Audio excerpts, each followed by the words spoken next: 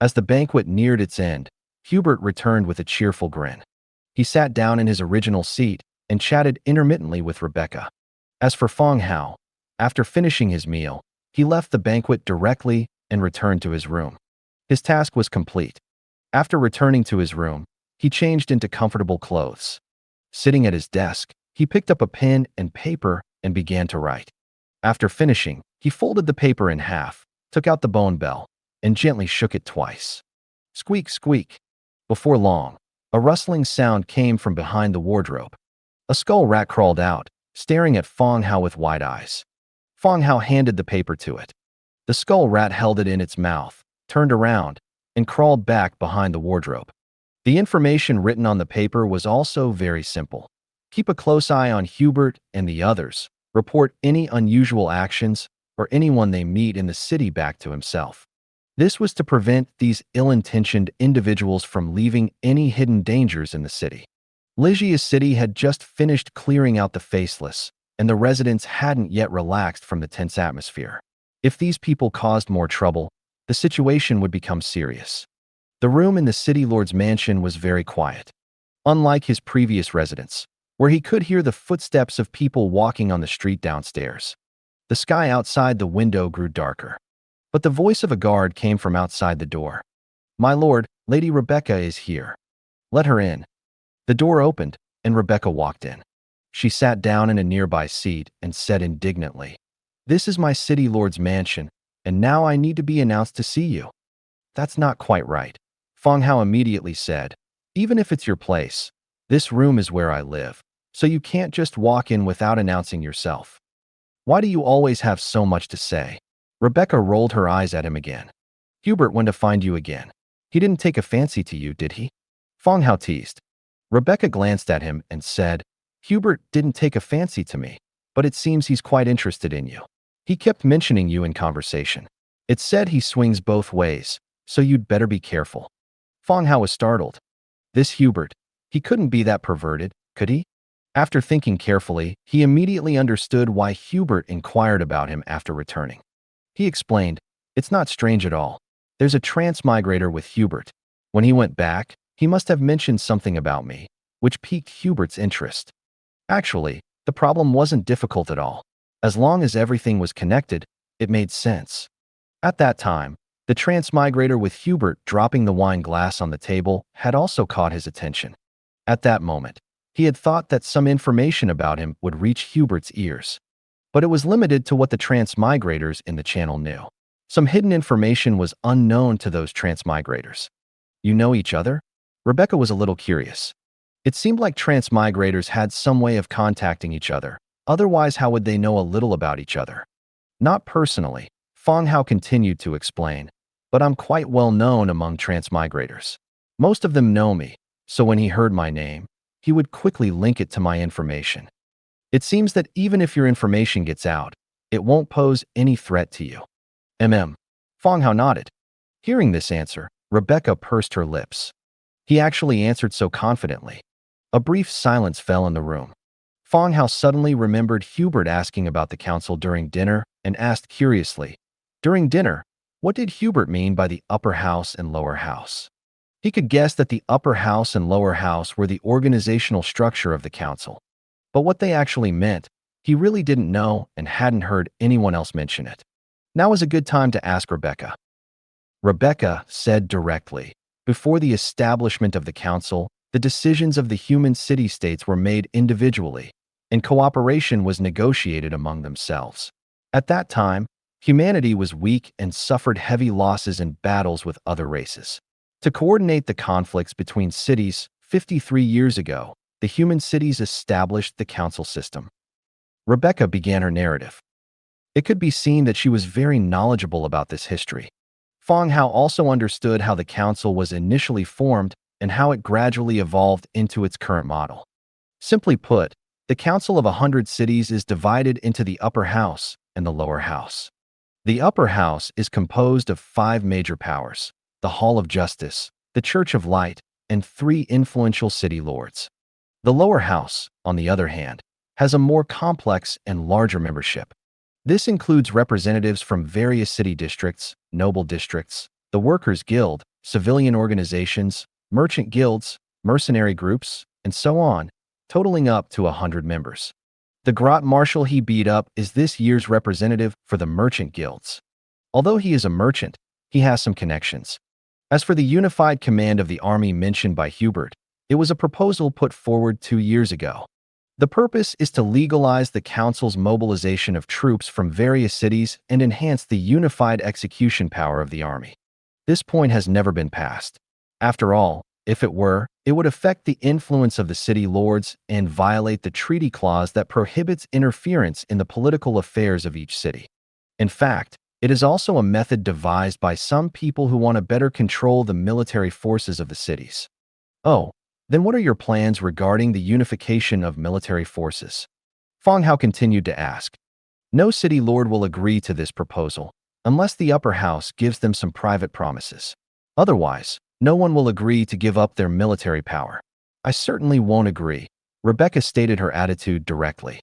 The council proposed this draft precisely to gradually control the military power of each city. All the city lords are aware of this and naturally won't agree. Of course, the power of the upper house is still immense. This draft cannot be passed, but it cannot be directly rejected either, so it's just being dragged on day by day. It's brought up every year and delayed every year due to various matters. Oh, I see. Fang Hao nodded, indicating he understood. Fang Hao didn't understand these matters well and couldn't offer any suggestions. As long as he confirmed that Rebecca wouldn't hand over her military power, that was enough. He absolutely wouldn't allow the armies of his subordinate cities to be controlled by others. The two chatted, and time passed little by little. At 10 o'clock in the evening, Rebecca still showed no intention of leaving. Although the two claimed to be husband and wife externally, they hadn't progressed to the point of living together. Are you staying? Fang Hao still asked directly. Rebecca's face flushed slightly, and she said, at least stay longer. Hubert is very curious about our relationship. Fang Hao understood Rebecca's meaning. Put on a complete show. Hubert had shown curiosity about Fang Hao's identity. The identity between the two, even if Fang Hao was only acting as a puppet city lord. But their identity as husband and wife must not be seen through by them. Just as Rebecca said, she had to stay longer, until the latter half of the night, before she could go back. What? Are you afraid I'll eat you? Rebecca asked back when she saw Fang Hao silent. Is there such a good thing? Humph. Rebecca was amused and chuckled. You wish. Then she continued, it's so annoying. I originally wanted to take a nice, comfortable bath, but now I have to act with you here. Saying that, she stretched, extending her curves. Fang Hao glanced at her with a critical eye. He also said, since you're staying, how about going to see my main city? Rebecca's eyes lit up, and she asked curiously, how do we go? I naturally have a way, but are you faint-hearted? Are you afraid of the dead? Don't have any psychological burden later, Fang Hao asked. Do you think I'd be afraid of these things? Rebecca said disdainfully. After getting Rebecca's firm reply, Fang Hao called Demetra and Asserti, told them that he was taking Rebecca back to the main city and they didn't need to worry. Then he directly released the demon puppet. When two identical Fang Hao stood in the same room at the same time, Rebecca suddenly sprang up from her seat, her mouth wide open, continuously looking at the two identical people. You, twins. Rebecca stammered for a long time before coming to a conclusion. Twins my ass. It's a substitute, Fang Hao explained. Follow me in a moment. Don't be afraid. It's just a normal teleportation. The demon puppet waved its hand, directly forming a magical light curtain in front of the two. You go in first. Go in. Rebecca was still wide-eyed. She had never seen a teleportation light curtain before. Hurry, time is limited. Fang Hao pulled her and, taking advantage of the momentum, threw her into the light curtain. Rebecca's figure disappeared, and Fang Hao also walked in before the light curtain vanished. Rebecca only felt the world spinning. When she opened her eyes again, she was already in an unfamiliar place. The ground was clean, and on both sides of the street were luminous stone streetlights, illuminating the entire city.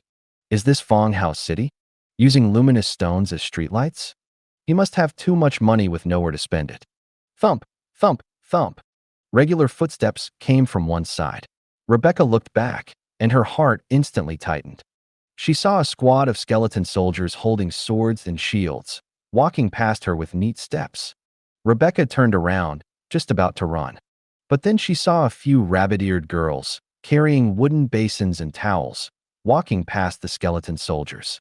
One of them even helped a skeleton, tipping out sand from its shoe. What's going on? Just as Rebecca was looking at the scene in disbelief, Fang Hao also walked out of the light curtain behind her. Seeing Rebecca, who was staring blankly and squatting on the ground, he said, "Welcome. What are you doing squatting there?" Rebecca quickly stood up from the ground. At this moment, the rabbit maids not far away also saw Fang Hao. They immediately ran over. "Good evening, master." What are you running around for in the middle of the night? Aren't you afraid of getting cold?" Fang Hao said to the maids. The maids chuckled, looked carefully at Rebecca, whispered among themselves, and walked towards their living quarters. And two others immediately ran towards the Lord's mansion to inform Eir. After the maids left, Fang Hao said to Rebecca, "Let's go. I'll take you around the territory." "Oh, okay." Fang Hao took Rebecca on a tour of the territory. She had initially thought the patrolling skeletons were shocking enough, but when she followed Fang Hao up the city wall and saw the endless army of undead outside the city, Rebecca finally knew what true terror was. Her legs began to tremble, and her whole body became unstable. Fang Hao quickly supported her and explained, "This is what I wanted to tell you. You know I'm a transmigrator, and I possess many things you can't understand. These are all my soldiers, and there's no danger." "These are all your troops?" "So many." Rebecca's body was a little stiff. Clearly, the soldiers Fang Hao brought were all human, so why were there so many undead here? Lolina might not have explained it clearly to you. In my territory, humans, orcs, undead, dwarves, and trolls all live together in peace. I won't actively provoke any wars, Fang Hao seriously introduced to Rebecca. So many. Rebecca's mind was having trouble processing it. Not only did Fang Hao possess such a large army of undead, within his territory, so many races lived. Races that were previously hostile were actually living peacefully in one territory and even accepting the rule of a human. Even though she knew Fang Hao wasn't lying to her, she still felt a sense of unreality. "Let's go. I'll arrange a place for you to stay. I also have a hot spring here. Didn't you say you wanted to take a bath?" The two walked back down the city wall and headed towards the Lord's mansion. Back at the Lord's mansion, he introduced Rebecca to Eir. Although it was their first meeting, Eir had heard about Rebecca from Fang Hao before. The two women also greeted each other. They came to the backyard. Fang Hao introduced the effects and functions of the Spring of Life. After having Eir prepare some spare clothes, he left Rebecca alone in the backyard. Rebecca sat on the edge of the pool. Beneath her black chong sam, her long, beautiful legs, smooth and round like white lotus roots, were exposed, splashing waves in the pool. She looked around, and seeing that there was indeed no one, she changed into the spare clothes and soaked in the hot spring.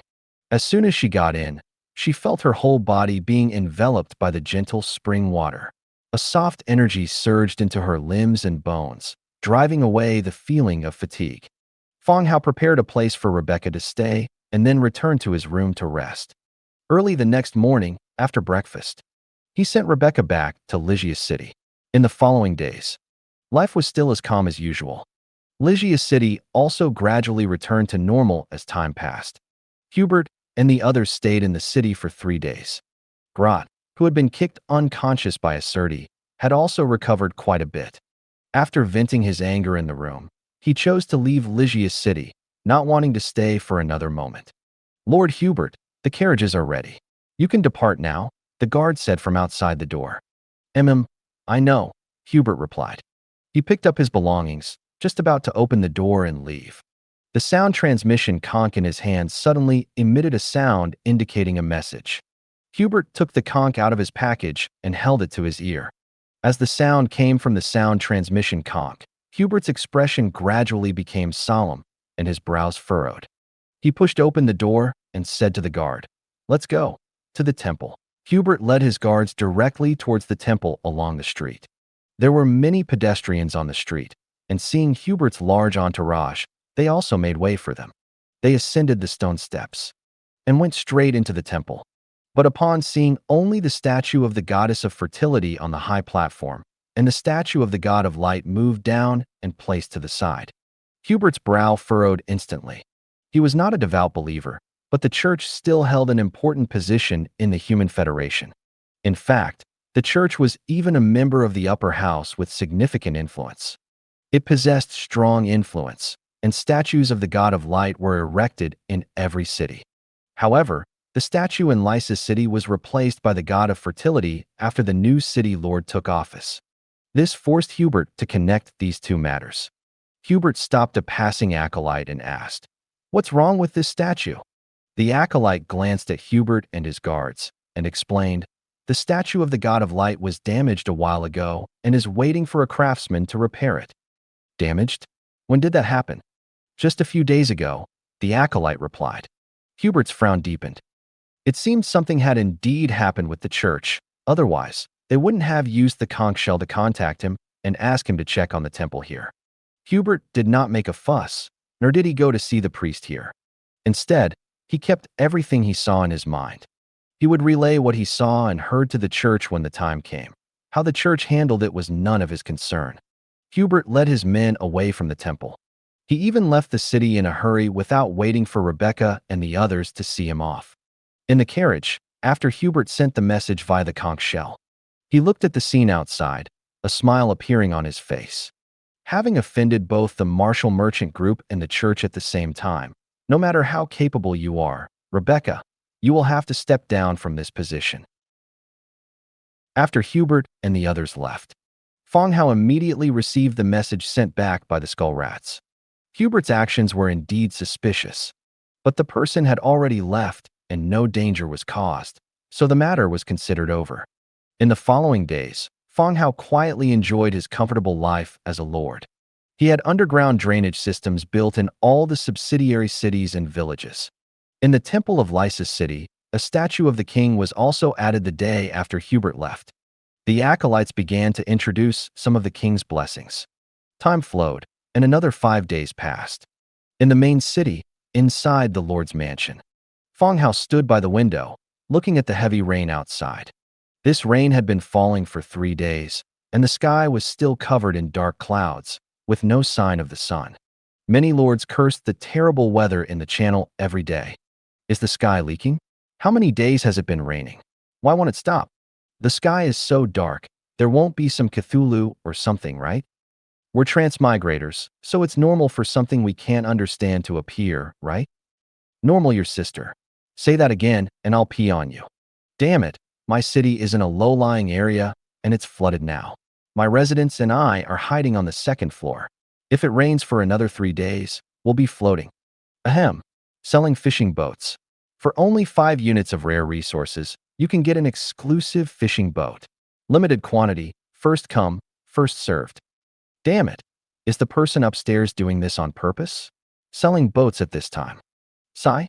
The civilian houses in my territory were washed away by the rain, and now the residents' loyalty is plummeting. What should I do? They won't kill me as a sacrifice to the heavens, right? Sacrifice to the heavens? Right. Right. Is there a god who controls rain in this world? If anyone has one in their territory, pray a bit and ask it to stop. Are you talking about the god of thunder and mother of lightning, or the Dragon King? Stop joking, big brother selling boats. Can you make it cheaper? Sorry, all sold out. I'll collect some materials and make one for you. This heavy rain lasted for a long time. Food and basic resources, which had been slow-moving, also began to sell well. Many territories started repairing damaged buildings in the heavy rain, production ceased, and all materials had to be purchased from the channel. On Fang Hao's side, because of the underground drainage system, not much rainwater accumulated in the city. However, the dampness of the rainy season brought many unavoidable problems for skeleton-type undead later on. Besides decay, bones would grow various fungi and mushrooms due to dampness. If not dealt with promptly, these skeleton warriors would become nutrients for the mushrooms. Sir, everything is ready. Rockhead stood outside in the rain and said, Okay. Fang Hao put on a leather rain cloak and walked out with large strides. Raindrops as big as beans fell, like pebbles being poured from the sky. They splattered against his body. He braved the heavy rain and went directly out of the city. Outside the city, Fang Hao had built a troop hiding cave. Except for the soldiers on daily patrol, all the troops stationed in the main city were housed in the troop hiding cave. The troop hiding cave was a special building with a complete drainage system inside. Although built underground, the entrance was higher than the ground, and there were drainage outlets inside, which could minimize the extent to which the undead were exposed to rainwater. But even so, the entire space was still damp. If left unchecked, after the heavy rain passed, it was feared that tens, hundreds of thousands, or even millions of troops would be lost. Moreover, the number of undead in various places was too large, and relying on manual cleaning was impossible, even to the point of exhaustion. The only feasible method was to create a drying effect within the troop hiding cave. After 2 days of contemplation, Fang Hao remembered the underground space where the Red Duke hid Lorana's wings. At that time, the entire space was in a dry and hot state.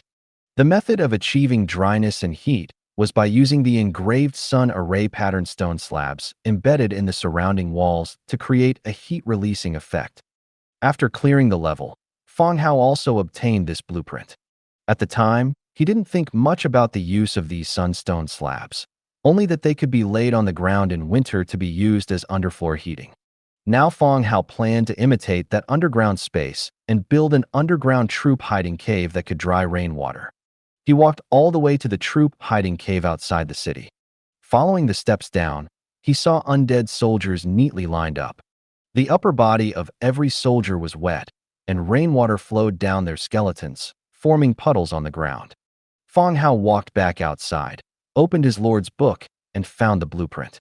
Engraved sun array pattern stone slab. Engraved stone slab 1, mithril 1, sun essence 1. Description: a complete array pattern that injects the temperature of the sun onto the engraved stone slab. Set the quantity to 1. Let's test the effect first. Choose to manufacture.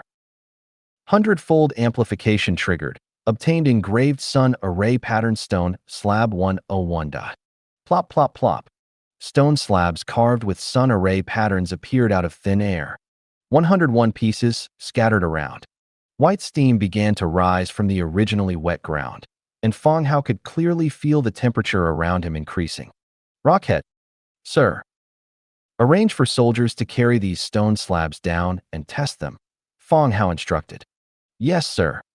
Rockhead agreed and immediately summoned several skeleton soldiers to carry the stone slabs down. Gusai. Level 7 Troop Hiding Cave. Maximum capacity 500,000. The troop strength in the territory was 750,000, of which 500,000 were in the troop hiding cave, and 150,000 were performing various tasks in the surrounding areas. After 100 stone slabs were carried down, they did have some effect. The area of the troop hiding cave far exceeded the Red Duke's underground secret room, and more stone slabs were needed. Fang Hao manufactured another batch. He increased the number of engraved sun array pattern stone slabs to 500 to achieve the effect Fang Hao wanted. The entire space was in a high-temperature, dry state. Afterward, as long as Rockhead rotated the patrolling soldiers, the soldiers would remain cyclically dry. Rockhead began directing the soldiers to place the stone slabs in the troop hiding cave. Fang Hao, wearing a rain cloak, continued to the open space nearby and manufactured a large number of engraved sun array pattern stone slabs. He called over Dimitegka and Meat Fist, several heroes, and had them ride bone dragons to deliver the sunstone slabs to the territories where undead soldiers were stationed. This was to prevent the damp weather from affecting the undead. As for Dong Jieyue and Kong Yong, the stone slabs were traded directly through the trade channel, and then they were delivered to the skeleton heroes by the two of them respectively. In short, the goal was to minimize the impact of this weather on the skeleton soldiers. After arranging everything, Fang Hao returned to the Lord's mansion. Entering the room, Ear changed Fang Hao's wet clothes. Ear, there are some sunstone slabs outside the door. Have the maids each take one. It's cold. Everyone should avoid catching a cold, Fang Hao said to Ear. Oh, okay, master. Ear immediately gave the order. The maids quickly ran over, picked up the sunstone slabs, and returned to their living quarters. Fang Hao's development here was much better than others. Even the maids' living quarters had glass installed in the windows, which could largely block rain and cold air. With the addition of the current sunstone slabs, resisting the autumn temperature was not a problem at all. Moreover, the maids' work had already stopped for the past 2 days. With such heavy rain, there was no way to work even if they wanted to. After lunch, Fang Hao lay on the bed, his head resting on Eeyur's slender thighs, watching everyone chat in the regional channel. In this weather, nothing could be done. They could only chat together to pass the boring time. Knock, knock, knock. At this moment, there was a sudden knock on the door. A maid's voice came through. "Master, Lord Nisbet is waiting for you in the hall." "Oh, I'll be right down." Fang Hao immediately sat up. Nisbet was a general term for the unit type. Since 101 Nisbets were recruited at once through the Hundredfold amplification, and they all possessed independent intelligence.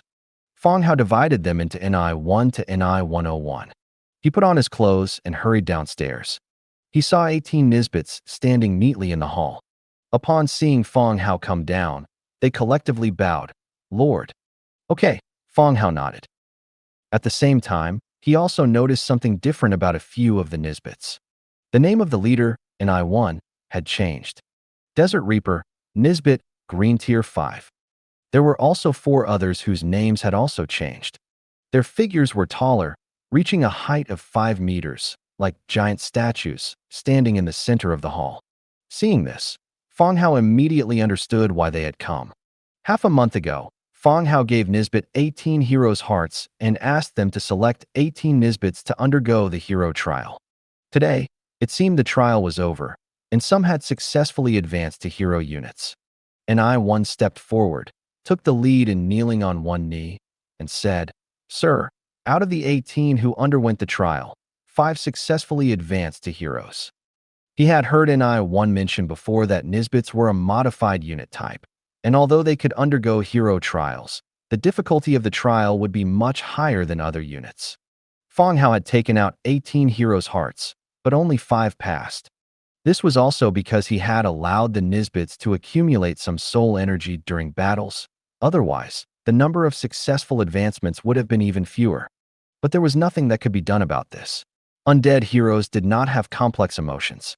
There was no slacking off or being affected by emotions.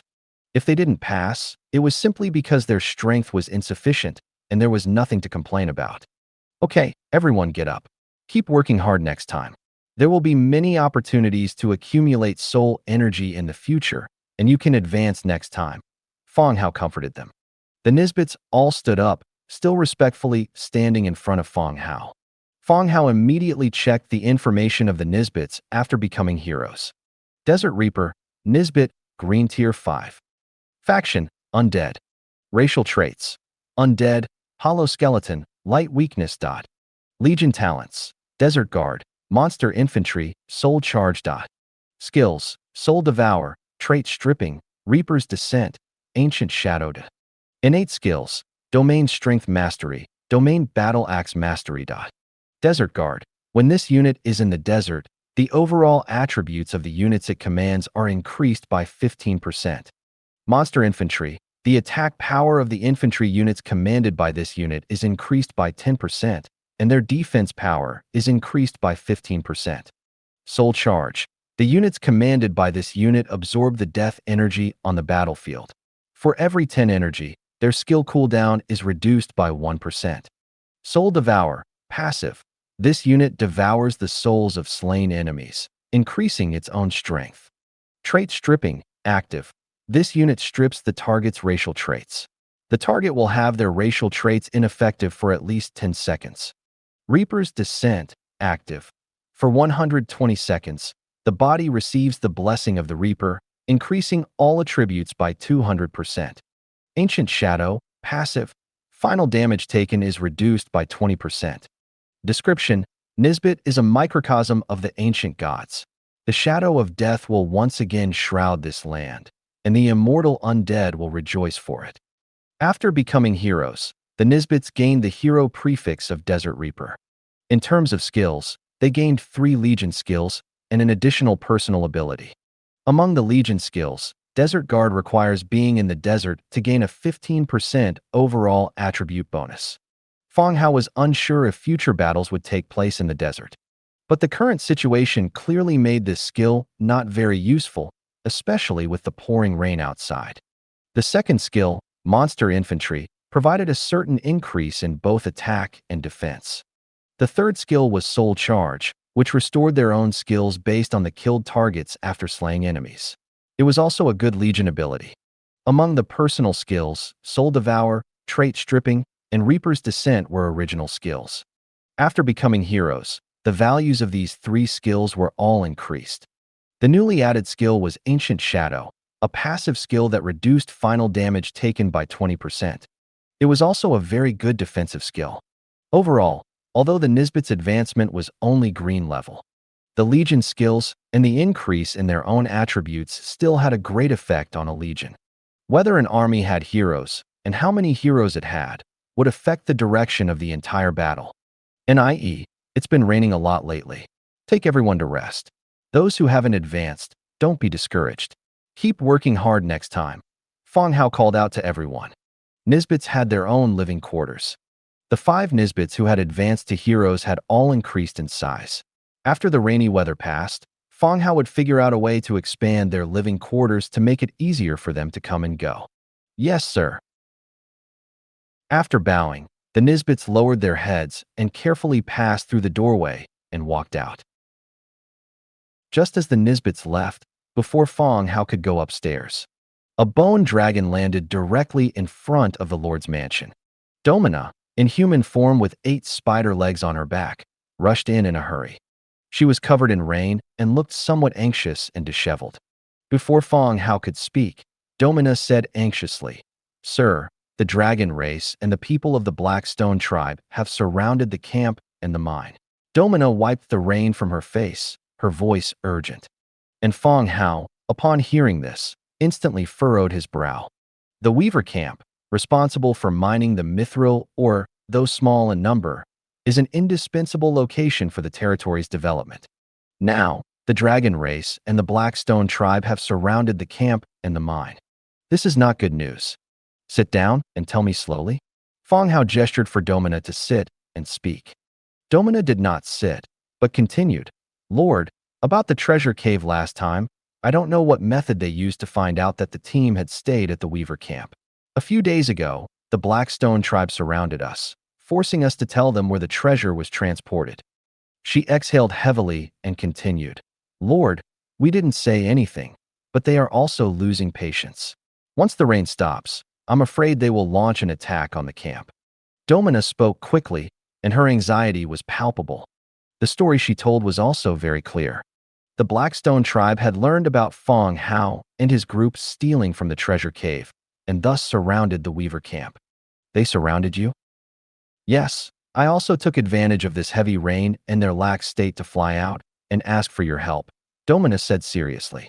Putting aside the dragon race, the Blackstone tribe's reputation in the nearby area was notorious. Whether they were foreign races or fellow orcs, anyone living near the Blackstone tribe had been bullied by them. Tribes with small populations would choose to quietly relocate. But more tribes that were targeted by the Blackstone tribe couldn't escape even if they wanted to and continued to be oppressed by them. They dared not be angry, much less speak out. Last time, Fang Hao and others followed the map of the Kobold Chieftain and found the location of the treasure cave. They looted all the mountains of gold and silver artifacts, gems, and crystals inside. They even left words on the stone pillar that framed the Blackstone tribe. Later, that dragon race only engaged in battle with the Blackstone tribe and was then mediated by someone. Unexpectedly, nearly a month had passed, and the other party had somehow traced it back to Domina. However, Domina's Weaver Camp was just a transfer station, and all the treasures had been transported back to Fang Hao's side. The gold and silver had already entered the mint's furnace and turned into gold and silver coins. "How many people do they have?" Fang Hao asked the maid to bring a clean set of clothes. Domina did not shy away at all and directly changed into the clean clothes. The maids on the side were wide-eyed. Even though the important parts of Domina's body were covered by black insect armor, That tight-fitting insect armor completely revealed the woman's curves. After changing clothes, Domina continued to answer. There are a few thousand people surrounding the camp, but the Blackstone tribe has at least tens of thousands, and there are also people from that dragon race. Fang Hao stroked his chin. Tens of thousands of people were not a problem for Fang Hao. The only potential danger was that dragon race and the heroes of the Blackstone tribe. Blackstone tribe, how many heroes do they have? Domina sat down beside him and was about to answer when suddenly the sound of a loud alarm bell ringing came from outside the door. Fang Hao instantly stood up. The ringing of the alarm bell meant that enemies had entered the territory's range, and the waiting skeleton soldiers had already begun to attack. We'll talk later, enemies are coming. Fang Hao rushed out of the Lord's mansion with Domina, and Jia pushed open a window and jumped directly from the second floor. At the same time, Dimika, Acidi, and Nelson also walked towards them from their respective residences. Without asking, everyone saw large numbers of skeleton giant bats and bone dragons in the sky above the east gate, already engaged in battle with the enemy. It was just that the number of skeleton giant bats was too large, a vast swarm, and coupled with the dim rain. They couldn't see what the enemy was at all. Let's go and see. Fang Hao, under the escort of the heroes and Nisbet, walked towards the east gate. On the city wall, the orange hero Meat Fist and the blue hero Stonehead were already organizing the skeleton warriors for defense. But the main battlefield was still in the air. The skeleton giant bats occupied a large area of the sky, and the archers and defense towers on the ground were not good at attacking. To avoid harming their own people. Can you determine the enemy's identity? Fang Hao led everyone up to the city wall. Lord, it should be the orc bat riders. They seem to have come with her, Meat Fist said, glancing at Domina beside him. Meat Fist and Stonehead were the garrison commanders in the city. Stonehead was just directing the skeletons to arrange the hidden soldier caves, while Meat Fist just happened to see Domina arrive on a bone dragon. And in less than 5 minutes, these orc flying units followed closely behind, flying from the same direction. Without thinking too much, these orc air forces were also related to Domina. Hearing this, Domina's face instantly changed. Lord, I. Just as she was about to explain, Fang Hao immediately reached out and interrupted. No rush. Let's deal with the enemy first. After Fang Hao finished speaking, he released the demon puppet, spread its huge bat wings, and flew into the sky. As he got closer, the enemy being beaten by the skeleton giant bats was only one person left. Fang Hao immediately ordered not to kill them all. The skeleton giant bats surrounding the last person immediately scattered, and the orc with only half a body fell from the sky. With a bang, it landed on the ground. The demon puppet landed on the ground and ordered the soldiers to throw the scattered corpses into the conversion field. He himself took the relatively intact corpse and flew back. He landed in front of everyone and threw the corpse on the ground. Dimika squatted down and checked it. Lord, he's dead. He didn't make it in time after all. Fang Hao thought for a moment and continued. Stonehead, you ride the bone dragon to Town North City and replace Blackthorn. From now on, you will guard Town North City. Understood, Lord. Stonehead mounted the bone dragon and flew towards the Bloody Mountains. The garrison general should have been replaced long ago. Stonehead himself was a troll hero and was more familiar with the Bloody Mountains. And Blackthorn, although also an infantry hero, his skills were more inclined towards defense and interrogation. Taking this opportunity, it was just right to swap Blackthorn and Stonehead. Stonehead would be stationed in Town North City, and Blackthorn would be responsible for the main city. An hour later, the heavy rain continued, and Blackthorn landed from the sky on a bone dragon. The descending airflow stirred up a wave of water. He shook the rain off his body at the door and walked into the hall. Lord. In the hall, Fang Hao was discussing the Blackstone tribe's siege of the Weaver camp with several heroes. Seeing Blackthorn return, Fang Hao immediately said, All right, Blackthorn, let me introduce you. These are Acidi, Domina, and Meat Fist. They are all heroes of the territory. Blackthorn nodded to the three of them. Seeing that they all knew each other, Fang Hao continued, Let's go. Let's look at the corpse first. Everyone put on raincoats and walked towards the dungeon. The blood prison was empty. In the nearest cell, the orc's corpse was placed on the ground. The corpse lay cold on the ground, in contact with the accumulated water, and the wound had turned white from being soaked in water. Blackthorn, interrogate the corpse, Fang Hao said directly. Yes, Lord. Blackthorn responded and began to draw array patterns below the corpse. When the array patterns were completed, 3 unicorns were led over. When their throats were cut and their blood began to flow, gathering along the array patterns onto the corpse. The orc, who had already gone cold, suddenly sat up from the ground, staring with terrified eyes at the group of people in front of him. Lord, you can begin, Blackthorn reminded softly. Fang Hao nodded and directly asked the corpse, how did you get here? The orc pointed at Domina. We followed her. Did you know she was coming? The great commander guessed that she would come out using the heavy rain, so we were already prepared. It seemed that the people of the Blackstone tribe had already guessed that Domina would take advantage of this heavy rain to send out the news. So they had arranged for people to follow her. How many people were following, and did anyone escape back? Fang Hao continued to ask. No, only 5 of us came, and no one went back. It seemed that the 5 flying knights who came had all died in the encirclement of the skeleton giant bats, and this person in front of him was the last one to die. What are the Blackstone tribe's plans? How many people do you have, and what is your relationship with the dragon race? Tell me everything. Seeing the orc's body begin to swell, Fang Hao's voice became a little faster, asking all the questions. The orc replied, we were ordered to surround this area. We should set fire to the forest after the heavy rain, and then attack.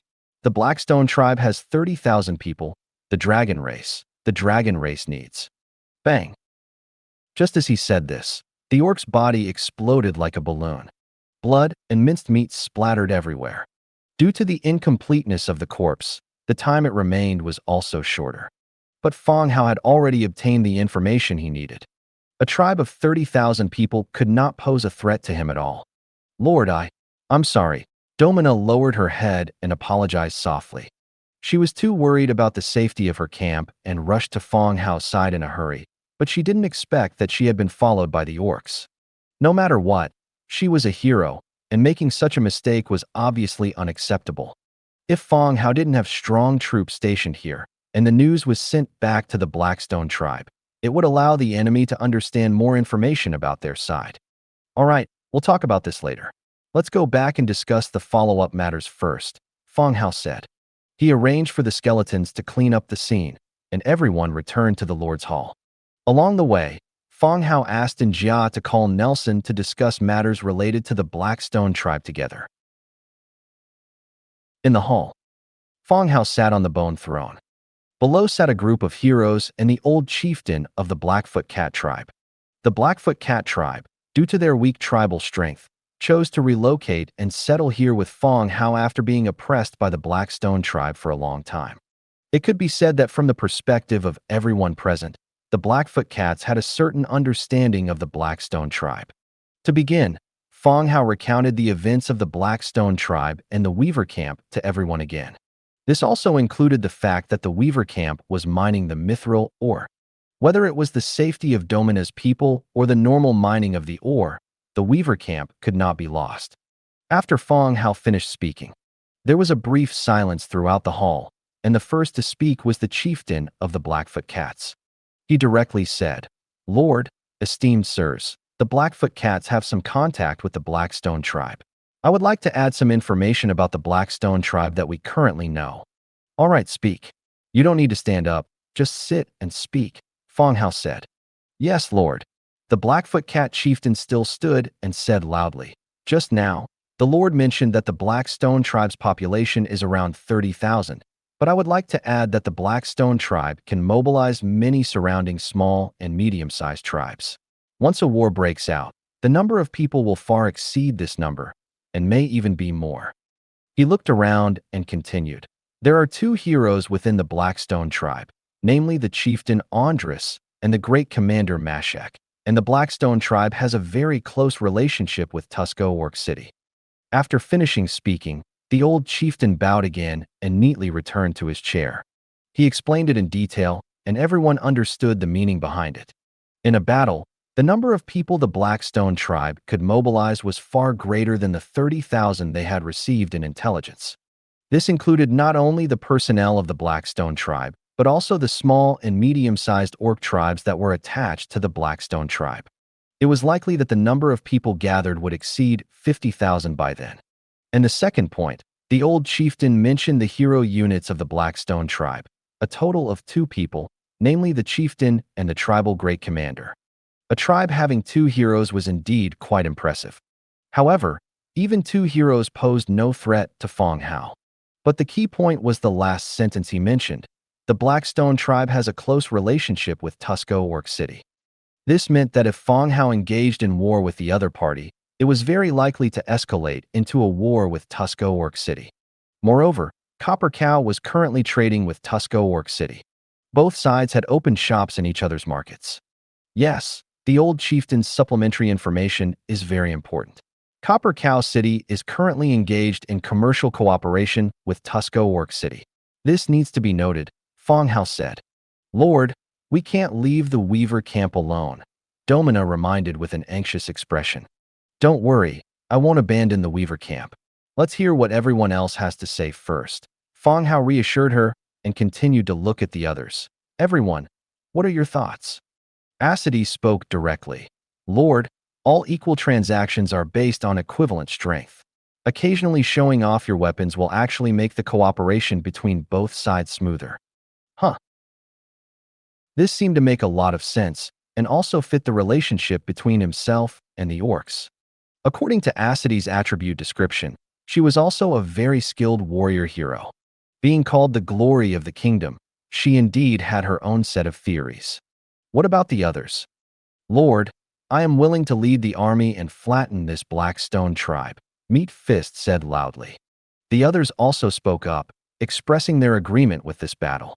Looking around, those sitting below were all combat-type heroes, and they were indeed all pro-war. Fang Hao looked at Nelson again and asked softly, Scholar Nelson, do you think this battle can be fought? Nelson didn't hesitate too much either. He nodded. Trading with the orcs and showing your capabilities will make things simpler. It seemed that Nelson also agreed with this plan. All right, Domina and Fang Hao said. Lord, the 2 stood up. The 2 of you, lead the army to set off in advance, build roads along the way, and build bridges when you encounter water to ensure that the main army has a road to the Weaver camp. It had been raining heavily outside for several days. If they were to march, they would first need to ensure that the roads were clear. Yes, Lord. The 2 accepted the order loudly. The rain outside continued to fall, making it difficult for even the undead army to march in such weather. However, the Black Rock tribe was already prepared to attack. They didn't have much time left. The Weaver's camp and the Mithril mine must not have any problems, so even if it meant enduring the heavy rain, the army had to be sent to the Weaver's camp. Fortunately, the skeleton army didn't suffer from colds or other ailments, which was a kind of advantage. The 2 heroes accepted the command and strode out of the Lord's mansion. Fang Hao continued to issue orders. Ro Quan and all the Nisbets, get ready. As soon as I finish recruiting troops, we will immediately set out, pass through Bronze Bull City, and head to the Weaver's camp. Yes, my lord. Ro Quan and the Nisbets replied in unison. As for the other heroes, since they were living units, they would not only slow down the army's progress, but also be prone to illness in the rain. It would be better for Fang Hao to use the teleportation screen to go there after the army arrived. This would also save a lot of trouble. Regarding Nielsen and He Jing, Fang Hao planned to have the 2 of them stay and guard the main city, and also let Nielsen rest for 2 days. After this battle, the hero corpses obtained would still need to be made into skeleton heroes by Nielsen. All the tasks were assigned. After no one expressed any objections, the meeting adjourned, and everyone went about their own business. Fang Hao drank a bowl of soup made by ear, put on his rain cloak, and walked out again. The raindrops fell with a pattering sound, heavy like falling stones. Thump, thump, thump. Fang Hao hadn't gone far when he heard the sound of footsteps splashing through the water behind him. And Jia ran up, wrapped her arm around Fang Hao's shoulder, and said, I'll protect you. Protect me from what in the city? Who knows? The rain is so heavy, you might fall and break an arm or a leg, or maybe there's a puddle you could fall into and drown. Then I can save you, and Jia said. Thank you very much. Stop talking, you're starting to scare me a little, Fang Hao said, speechless. The two hurried to the barracks, where Fang Hao planned to recruit troops. The garrison in the main city was 750,000. He didn't plan to transfer these soldiers, as he was being targeted by the god of light. If anything happened, these troops would still be needed to protect the main city. Therefore, the troops sent to the weaver's camp this time. He needed to recruit them anew. Fortunately, with the accumulation over this period, the amount of wriggling spines stored in the warehouse had reached a terrifying level. Over 270,000 pieces. This number was terrifying. If combined with his hundredfold increase buff, the troop numbers would reach an astronomical figure. Flattening any force could be said to be no problem at all. Of course, the enemy couldn't have enemies above the quasi-god level. Otherwise, one skill could wipe out a large area. There was still danger. First, he went to the skeleton conversion field to recruit converted troops. Currently, the unlocked troops in the skeleton conversion field were Skeleton Beast, Tier 1, Skeleton Soldier, Tier 1, Skeleton Direwolf, Tier 2, Skeleton Ostrich Beast, Tier 2, Skeleton Warrior, Tier 3, Skeleton Giant Bat, Tier 3, Skeleton Ghoul, Tier 3, Skeleton Bat Rider, Tier 5, Skeleton Troll, Tier 5, Skeleton Pseudo-Dragon Guard, Tier 6, Skeleton Cyclops, Tier 7, Skeleton Mantis Man, Tier 8, Undead Centipede Beast, Tier 9, Bone Dragon, Tier 10. Recently, Fang Hao had rarely explored the map, so he hadn't unlocked any new troop types. Having confirmed that there were dragons among the enemies, Fang Hao first looked at the flying units. For aerial units, Fang Hao felt that the Tier 3 Skeleton Giant Bat was very useful. Using swarm tactics, it was difficult for the enemy to defend. Also, the Tier 5 Skeleton Bat Rider, which was unlocked today, was also quite good. In contrast, although the Skeleton Pseudo-Dragon Guard and Bone Dragon were equally powerful, Fang Hao didn't have the dragon crystals required for recruitment. After thinking it through, he decided to recruit these two types of flying units first. Skeleton Giant Bat, Wriggling Spine 3, Bloodstone 1. Skeleton Bat Rider, Wriggling Spine 5, Beast Tooth Stone 2, Mark of Death 1. Confirm recruitment. Hundredfold increase triggered, recruited 101,000 Skeleton Giant Bats. Hundredfold increase triggered, recruited 1,010 Skeleton Bat Riders. Because Mark of Death was considered a rare material, Fang Hao only recruited 1,000 Skeleton Bat Riders. Whoosh! Large numbers of aerial units appeared out of thin air. The Skeleton Bat Rider looked like a beast man riding on the back of a giant flying creature. Although called a Bat Rider, the flying creature's appearance was closer to a pterodactyl. All of you, go and wait outside the East City Gate. Whoosh! All the flying units turned around and flew towards the city outskirts. With the troops gone, Fang Hao began to check the attributes of the new troops. Skeleton Bat Rider, Tier 5. Faction, Undead. Racial traits, Undead, Hollow Skeleton, Light Weakness, Flight. Skills, Fast Flight, Aerial Throw. Innate skills, Intermediate Javelin Mastery, Intermediate Flight Mastery, Intermediate Throwing Mastery. Fast Flight, Active.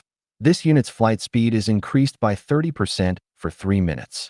Aerial Throw, Active. Throws a javelin, dealing an additional 35% physical damage, with a 50% chance to pierce the target. Description: the rider's baskets always carry a large number of strange and varied items. When they reach the area above, they dump the items from their baskets. The Bat Rider's attributes were quite good. Their greatest advantage was their strong air-to-ground combat capability. From the description, it could be seen that Bat Riders could throw various items downwards, not just javelins. Some poison gas potions, or the detonators Fang Hao had. All could be thrown by the Bat Riders. The bombing effect would be much better than that of the Skeleton Giant Bats. They were also good aerial units. After recruiting the aerial units, Fang Hao continued to recruit Skeleton Trolls and Skeleton Minotaurs. Also due to the reason of special materials, Fang Hao gave up on the Tier 7 Cyclops and instead recruited ordinary Tier 5 skeleton trolls. Anyway, in battle, they relied on numbers. These rare materials could be used for higher tier troops later. Hundredfold increase triggered, recruited 101,000 skeleton trolls. Hundredfold increase triggered, recruited 101,000 skeleton minotaurs. Large numbers of skeleton troops appeared. Go and wait outside the East City Gate. The skeletons immediately turned around and walked in unison towards the city outskirts. After finishing recruitment at the conversion field, Fang Hao continued to the barracks. At the barracks, large-scale recruitment began. Hundredfold increase triggered, recruited 101,000 skeleton warriors. Hundredfold increase triggered, recruited 101,000 skeleton spearmen. Hundredfold increase triggered, recruited 101,000 skeleton archers. Hundredfold increase triggered, recruited 101,000 undead mages. Hundredfold increase triggered, recruited 101,000 grave guards. Hundredfold increase triggered, recruited 101,000 skeleton riders. Fang Hao didn't think too much about the troop recruitment. With troop numbers several times that of the enemy, how they were matched was no longer important. As long as there weren't huge loopholes, they could pile up and overwhelm the enemy. So Fang Hao recruited 100,000 of each type. Batch after batch of skeleton soldiers kept appearing. Following orders, they walked towards the city outskirts, standing in the rain in groups according to their troop type. The troops originally outside the city had all been placed in the troop storage cave. Now, another 900,000 troops had gathered. They were dense and endless. The heavy rain kept falling, washing over the bodies of the skeletons. After recruiting the troops, Fang Hao continued to produce large amounts of equipment. Piles of weapons and armor accumulated into mountains. Ro Quan and the other commanders began directing the troops to equip their weapons and armor, making the final preparations. It wasn't until night fell and the sky grew even darker that the soldiers finished equipping themselves and were ready. After Fang Hao gave a few more instructions, Ro Quan waved his large hand, and all the troops immediately set off, advancing towards the weaver's camp. The next day, early morning, Fang Hao sat up from his bed, checked the time. It was already 7:20 in the morning. Normally at this time, the sun would have already come out. Outside the window, it was still dark, the dark clouds blocking the sun in the sky, and the heavy rain continued. However, the raindrops were much smaller than the previous 2 days. It seemed that the rain should stop in another 2 days. Fang Hao opened the regional channel to see how others were doing. As soon as he opened it, he saw a large amount of information scrolling nonstop.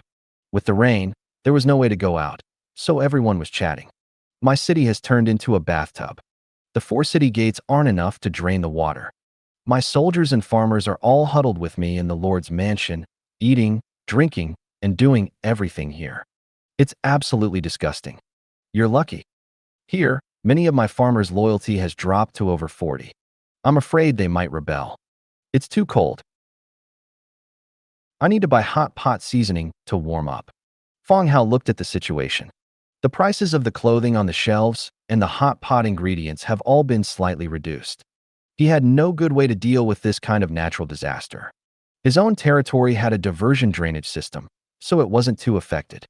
However, the drainage system belonged to building blueprints and could not be sold. Everything could only rely on themselves. Looking at the situation, the rainfall has been decreasing for 2 consecutive days. It's estimated that the rainy weather is about to pass. Just get through these few days. After checking the situation in the regional channel, Fang Hao confirmed the transmission conch again. Meat Fist had not sent back any news. It seems that last night's heavy rain still affected the march. After walking all night, they still haven't arrived. He put on his clothes and turned over to get out of bed. He walked out of the room and went downstairs. In the hall, a group of Blackfoot cats were gathered together, waiting. Seeing Fang Hao come down, Luoli jumped up at once. She stepped forward and said, "Sir, a total of 172 Blackfoot cats have been assembled, and they are all here." Blackfoot cats are small in stature and agile in movement. Among the beastmen, their scout and reconnaissance abilities are very famous. Similarly, due to their size, their frontal combat strength is much weaker than that of muscular beastmen. Except for Luo Li, who was relatively relaxed, the rest of the Blackfoot Cat members also stood up and stood aside properly. Fang Hao glanced at everyone. Okay, did the old patriarch tell you about this operation? He said, attack the Blackstone tribe.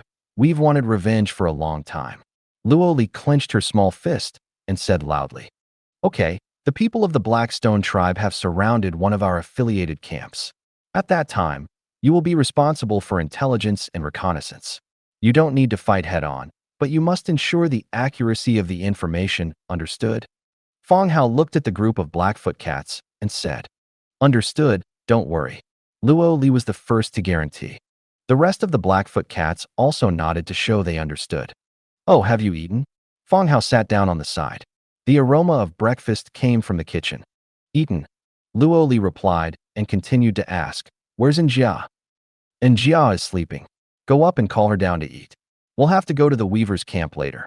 Oh, okay. Luo Li agreed and ran upstairs. Not long after, she pulled Njia, who was yawning repeatedly, down from the third floor. Njia was yawning, while Luo Li kept talking about her mission excitedly. Approaching noon, Fang Hao received news from Meat Fist. The army he led had arrived at the weaver's camp and had defeated a wave of beastman troops.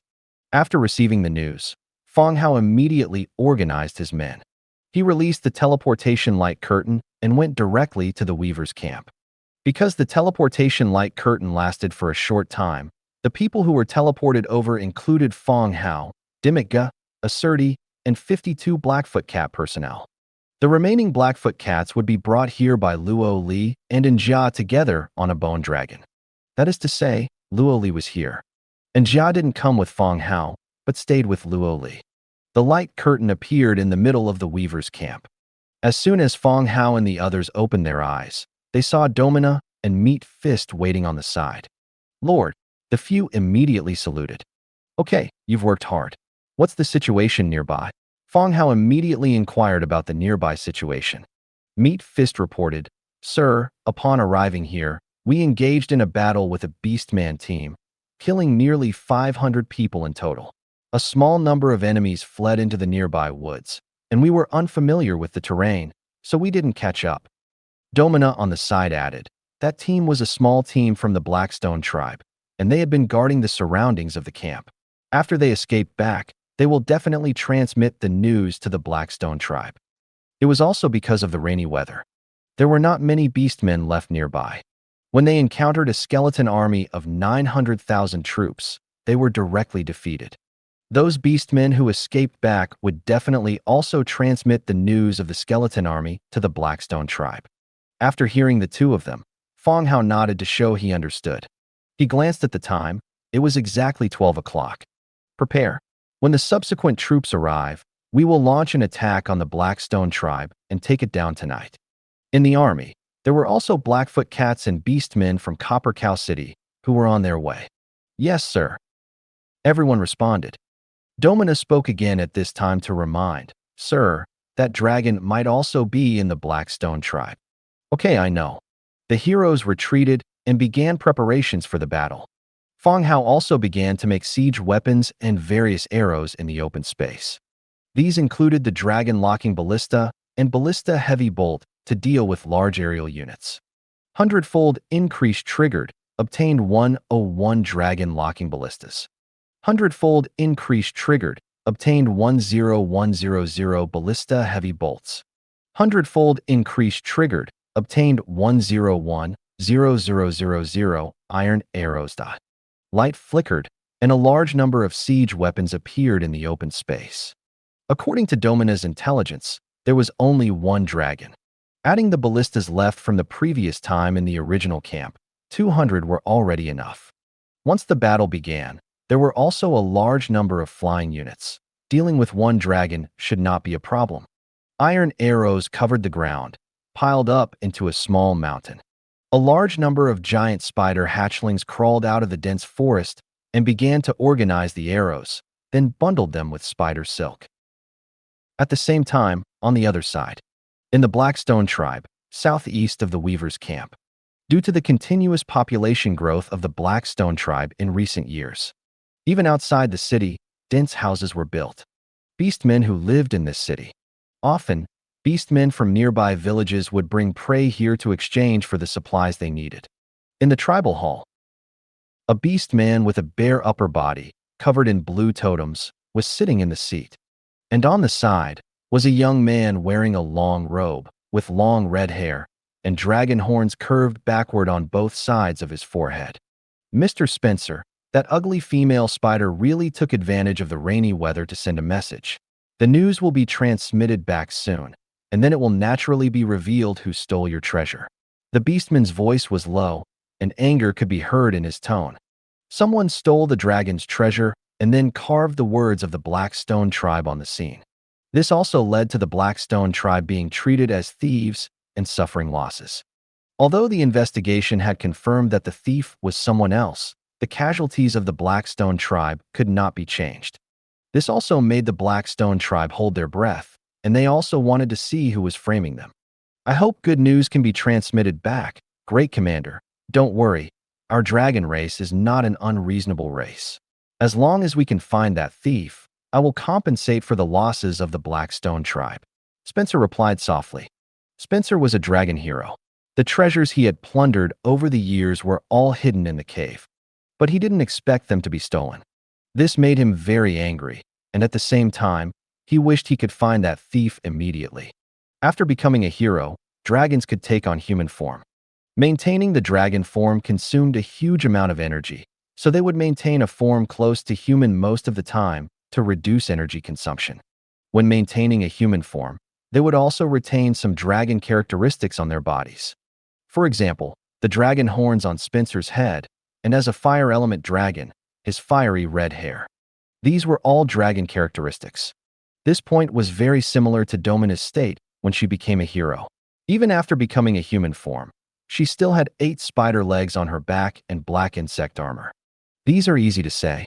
When the tribal chief returns, Mr. Spencer can discuss this matter with the chief. The Great Commander continued. The Blackstone tribe had a total of 2 heroes. The tribal chief, Andres, and the Great Commander, Mashek. The tribal chief went to Tasco Beastman's city and was trapped in the city by the heavy rain. The affairs of the tribe were currently handled by the Great Commander. Thump, thump, thump. Just as the two were discussing how to attack the spider camp when the rain stopped and how to distribute the spoils of war, urgent footsteps came from outside the door.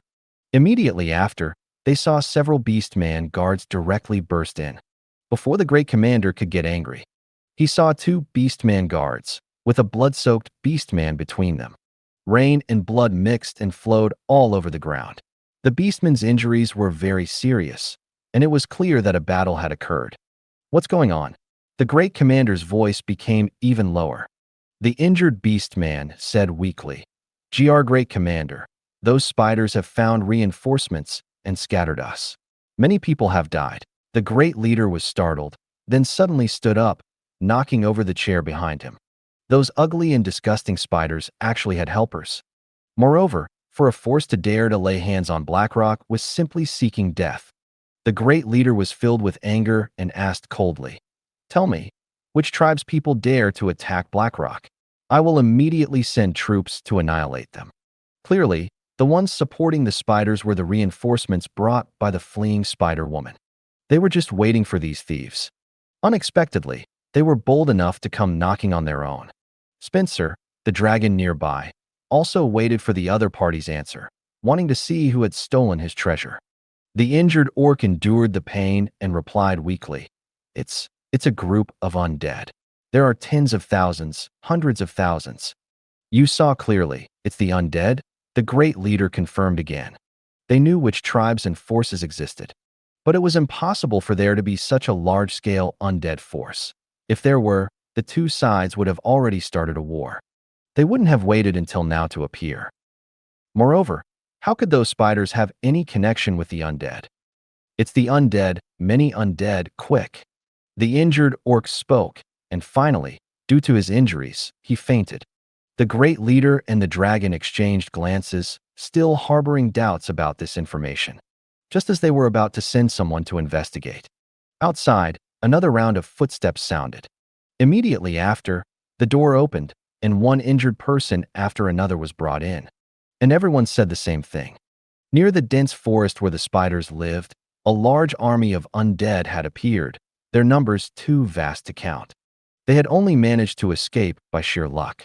Knowing this, the great leader and the dragon finally realized the seriousness of the situation. The matter of the undead army was true, and their numbers were extremely large. The great leader's face was very grim. After thinking for a moment, he immediately ordered, arrange scouts to investigate the situation in the spider forest. At the same time, gather the army. All troops from the affiliated tribes are to assemble below the city and prepare for battle. Yes, the guards took the order and immediately relayed the message. Night. The rain continued to fall without stopping. Outside the Blackrock tribe, a large number of orc troops had gathered. In addition to Blackrock's own army, it also included the forces from all nearby small and medium-sized affiliated villages and towns. The total number had already reached nearly 70,000 people. The Blackrock tribe had also relied on this force to achieve its current status. Since it was a defensive operation, the step of transporting supplies was omitted. After receiving the order from the Blackrock tribe, all the villages gathered here. Everyone knew there was going to be a war. But who the enemy was, these people did not know. Orc army, left flank. A small team composed of humans gathered together, each wearing a rain poncho, waiting for the next order. The raindrops hitting their bodies made their faces turn pale from the cold. 3 lords squeezed into a small tent, talking in low voices. What are these dogs going crazy about? Not sleeping in the middle of the night and making us freeze here, one person said in a lowered voice. Another person hugged their arms, their teeth chattering slightly. Look, it looks like there's going to be a war. So many people have gathered. It's a rhythm of fighting to the death. The loyalty of my troops is less than 50. I'm afraid they'll stab me twice before the battle even starts. The last person I heard of with less than 50 loyalty, the grass on their grave is over 2 meters high. You're quite resilient. By the way, where's Brother Tang? Doesn't he know what's going on this time? Brother Tang is in the city and hasn't come out yet. When he comes out, ask him what the situation is. Not long after, the leaders of the various tribes walked out of the camp. A human man followed behind the female orc, greeted her, and returned to his team. The 3 people in the tent saw the human man approaching and immediately went to meet him. Brother Tang, do you have any news? It's the middle of the night, and I'm so cold I'm about to pee. The man called Brother Tang was named Tang Chi. Because he was favored by the daughter of the Blackrock tribe leader, he received support from the tribe. The other 3 were also able to survive at the hands of the orcs because of Tang Chi. They all became affiliated villages dependent on the Blackrock tribe. Tang Chi, wearing leather armor, replied directly. They say the enemy is a group of undead. Their numbers must be considerable, otherwise they wouldn't gather so many people. The other 3 were all stunned. This area is the territory of the orcs. If there was an undead cave or something, it would be understandable. But a large-scale undead army, how could it appear here? There's been a lot of news about the undead recently. People keep saying they've seen undead armies. Maybe it's the same group, someone said. Occasionally, someone would post 1 or 2 photos, all about the skeleton army. The scale was immense, and the photos themselves were scary. This also led to everyone in the channel having seen large-scale scenes. Battles with 1,000 or so people, if posted, wouldn't even be looked at. They would also draw a round of mockery. You call this a battle? There are more people fighting at the village entrance than you have. Similar words kept appearing, making you feel that your battle was not as intense as 2 dogs arguing at the village entrance. Also because of this, unless it was a large-scale battle, basically no one posted photos in the channel anymore. I need to take a picture, otherwise I won't have a chance. One person opened the Lord's book and took a picture of the orc army from a distance. It was raining, and it was night. Although the visibility was poor, the picture taken by the Lord's book was still clear and was immediately posted in the regional channel. After showing off, the few people continued to chat. I remember someone said last time that the undead army was related to Fang Hao. Could it be the same this time? one person said. No, haven't you heard about Fang Hao in the channel recently? Another person leaned closer and said in a low voice. What is it? Someone said they saw Fang Hao, and that the reason Fang Hao is so powerful is because he received help from a widow whose husband died, and it has nothing to do with the undead. Damn, he's a kept man. Halfway through his sentence, this person immediately shut his mouth. He quietly glanced at Tang Chi beside him. Tang Chi had also gotten together with Risa, the daughter of the Blackrock tribe leader, which was why he received support from the Blackrock tribe. Otherwise, neither Tang Chi nor the few of them would have been able to survive until now as humans. Sorry, Brother Tang, I didn't mean it like that. This person immediately apologized. Tang Chi didn't take it to heart. The orcs behind him were also talking about these things, and some would even mock him to his face. Moreover, Tang Chi felt that his life was pretty good. He relied on others for food and drink, so he had nothing to say. All right, these are all minor matters, and Risa is not a widow. Speaking of which, I'm much stronger than Fang Hao, Tang Chi also said. That's right, much stronger than that kid Fang Hao. What? Is there an earthquake? As the four of them chatted, they suddenly felt the ground begin to tremble in waves. The soldiers in the front row began to panic, and this panic spread backward at an extremely fast speed. The entire army became noisy like a marketplace, and a look of fear appeared on everyone's face. One could hear words like undead, too many people, punishment, etc. Tang Chi and the others pushed through the people in the front row and looked towards the front. Under the dim moonlight, some blurry figures were gradually approaching in the darkness. As the blurry figures got closer and closer, the skeleton army, marching in step, neat and orderly, began to be exposed to everyone's sight. The ground was trembling with the footsteps of the skeletons, and the neat and orderly sound of footsteps, like rhythmic drum beats, drowned out the pouring rain. Whether it was the orc army or the militia team of these for crossing. When they saw the endless, seemingly boundless army of skeletons, their faces turned pale. They were right after all. It was the skeleton army from the channel. Even the equipment was the same. The person who spoke, smack, smack, slapped himself twice, treating it as a joke that had actually come true. Archers prepare, archers prepare. The warg messengers ran through the middle of the army, shouting orders loudly. The leaders of the various tribes began to urge their subordinates to prepare for battle. Whoosh! Immediately after, a loud horn sounded from the rear of the army. Dense arrows whistled out, piercing through the raindrops falling from the sky, and shot towards the skeleton army. In the skeleton army, Fang Hao controlled the demon puppet. Riding on horseback, he looked at the brightly lit Blackrock tribe from a distance. Compared to the darkness on his side, the orc side could be seen more clearly. Large numbers of orc troops had already gathered on and below the city walls. Clearly, they had already scouted ahead and knew that their army was approaching. My lord. Gussie. The sudden voice made Fang Hao tremble. He turned around and saw Luo Li standing behind him. The black-footed cat tribe walks without making a sound, especially with the surrounding army's footsteps splashing in the water. Fang Hao hadn't sensed Luo Li's approach at all. Luo Li, you startled me. Sorry, my lord. We've found the location of the enemy commander.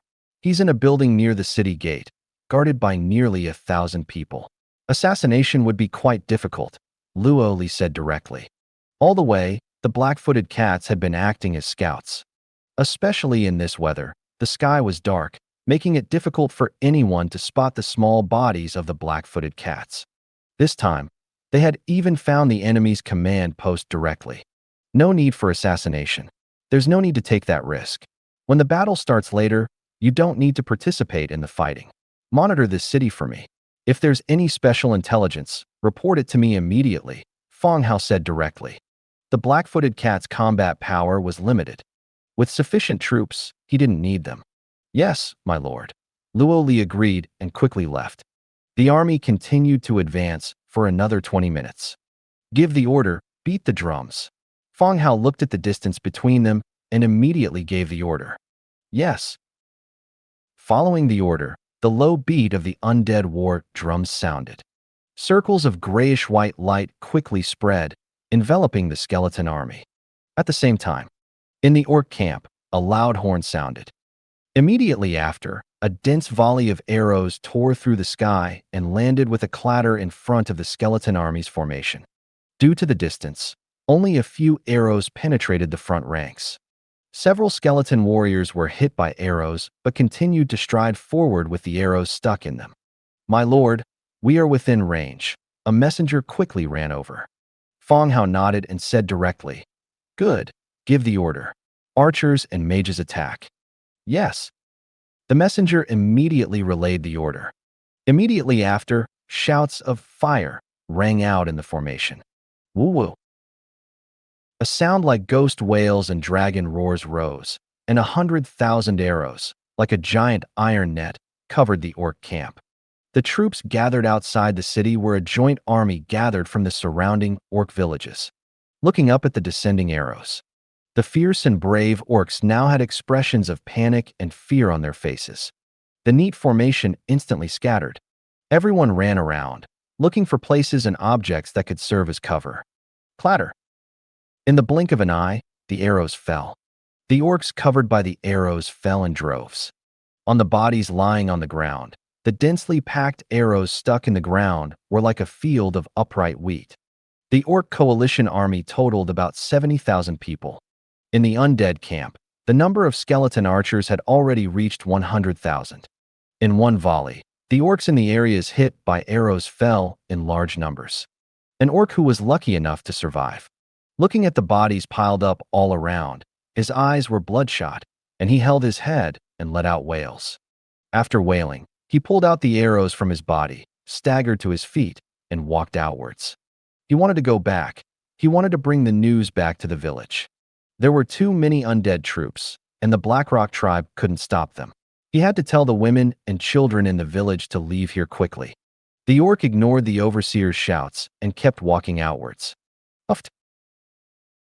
The overseer of the Blackrock tribe swung his sword and directly cut off the head of the leaving orc.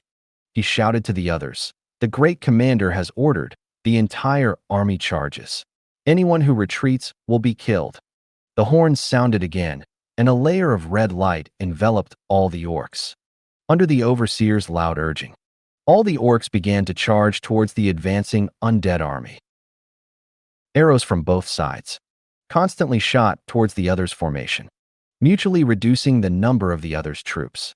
Magic missiles, drawing an arc across the top of the formation, smashed into the orc army. Dismembered limbs splattered. "My lord, the enemy has launched a charge." A flying unit of nearly 1,000 is approaching from the right flank under the cover of darkness. A Minotaur soldier approached and said in a low voice. Fang Hao was still sitting on his horse, his gaze looking towards the sky on the right. The sky was overcast, and he didn't see the enemy's flying units. But the intelligence wouldn't be wrong. The enemy should still be at a great distance.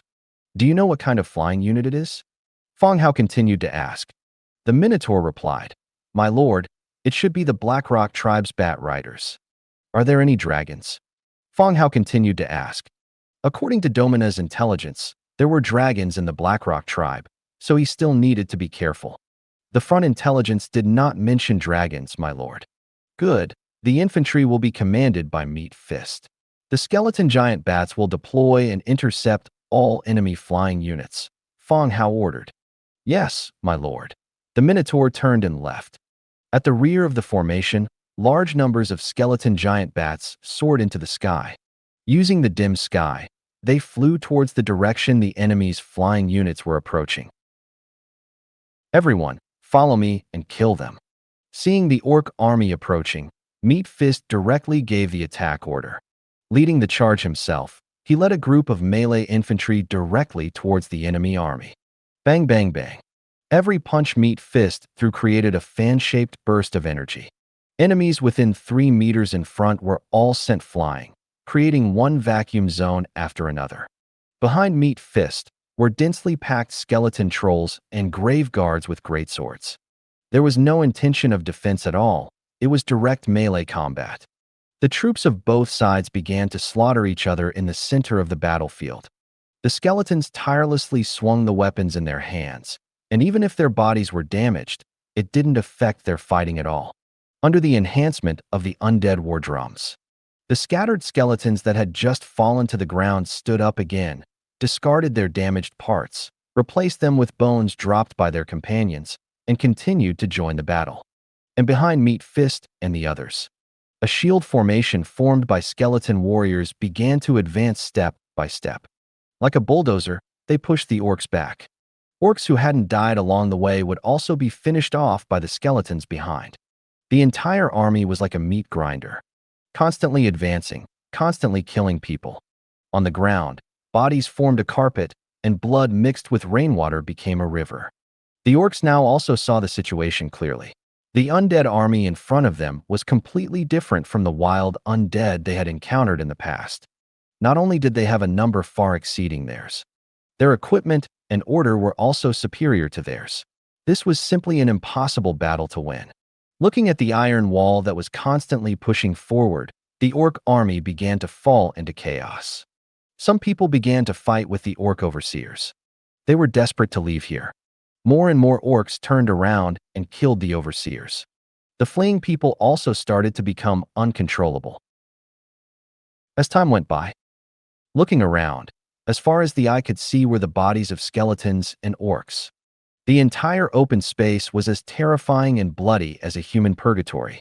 But it could still be seen that the rear of the orcs was collapsing and the undead were still advancing. Creak. More and more orcs began to flee. The people who were charging at the front suddenly found that there was no one behind them. Turning around, they realized that the Blackrock tribe's army had already entered the city and the city gate had been closed. These orcs who were left outside were treated as abandoned cannon fodder, used to consume the enemy's numbers.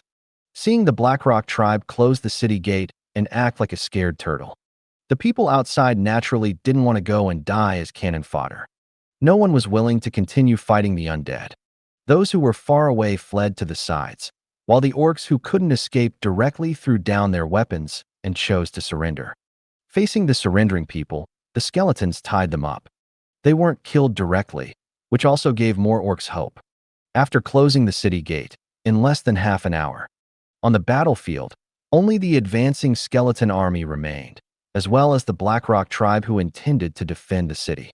Next, it would be a siege. Blackstone tribe, on the city wall. The Grand Warlord looked grimly at the approaching undead army. Even now, he couldn't understand why besieging those ugly spiders would bring these undead as reinforcements. No matter how he thought about it, there was no possible connection between the two sides. But at this moment, the undead army was already at the city gates, and the cannon fodder outside the city was either dead or had fled. Those of them trapped in the city had no other choice. Thump, thump, thump.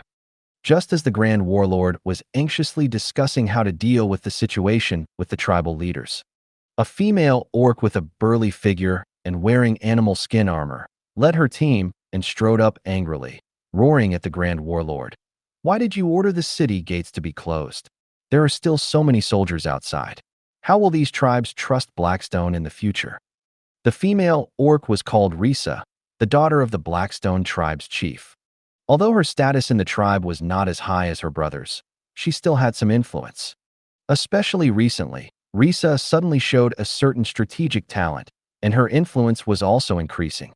Seeing the city gate closed, with a large number of soldiers still outside, Risa rushed up in a fit of anger and questioned him loudly. The Grand Warlord's expression was equally unpleasant at Risa's interruption of his conversation with several key members. He said sternly, "The chief is not here. I am in full command of the Blackstone tribe. It's not your turn to question me." The Grand Warlord was a hero who joined the tribe later. It was after he joined that the tribe began to develop rapidly, with 2 heroes stationed there. When the chief was away, the Grand Warlord had the highest command of the tribe. Even the chief's sons and daughters, before becoming heroes, were not qualified to challenge the Grand Warlord. This was the rule of the orc tribe. In the absence of other conditions, everything was based on strength.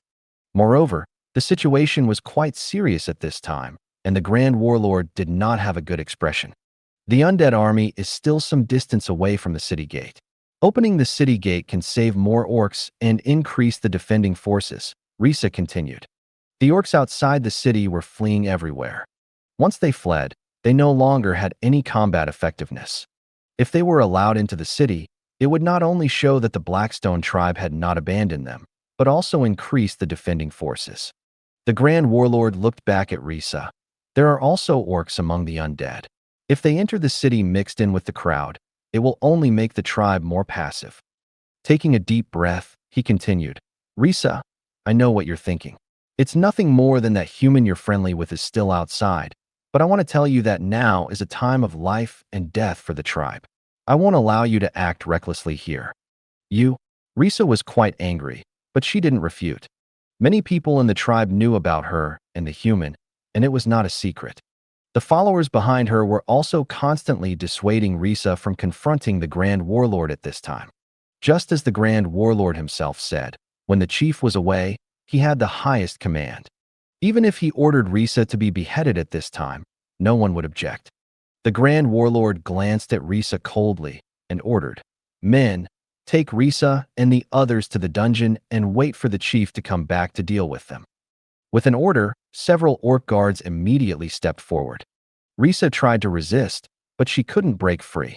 Her weapon was taken away, and she was escorted to the dungeon. After Risa and the others left, the city wall returned to silence. The Grand Warlord continued to explain the upcoming war. After quickly arranging everything, all the orc leaders followed the orders and walked down the city wall, preparing for the upcoming war. Looking at the approaching skeleton army below, the Grand Warlord's expression was still solemn. He looked at the dragon in human form beside him and said, Mr. Spencer, I hope you can help Blackstone through this difficult time in the upcoming battle. The root cause of this conflict with the undead was the investigation of the dragon's treasure. Otherwise, they would not have provoked those spiders, which led to so many undead. But now that things had developed to this point, he couldn't say things too seriously. Dragons have the ability to fly. Seeing that things were not right, they could pat their butts and leave, and they couldn't stop them. As for the orcs themselves, they had no other choice but to rely on the city under their feet for a defensive battle. The message for help had already been sent out. They had to hold on until dawn, waiting for the chief to bring reinforcements.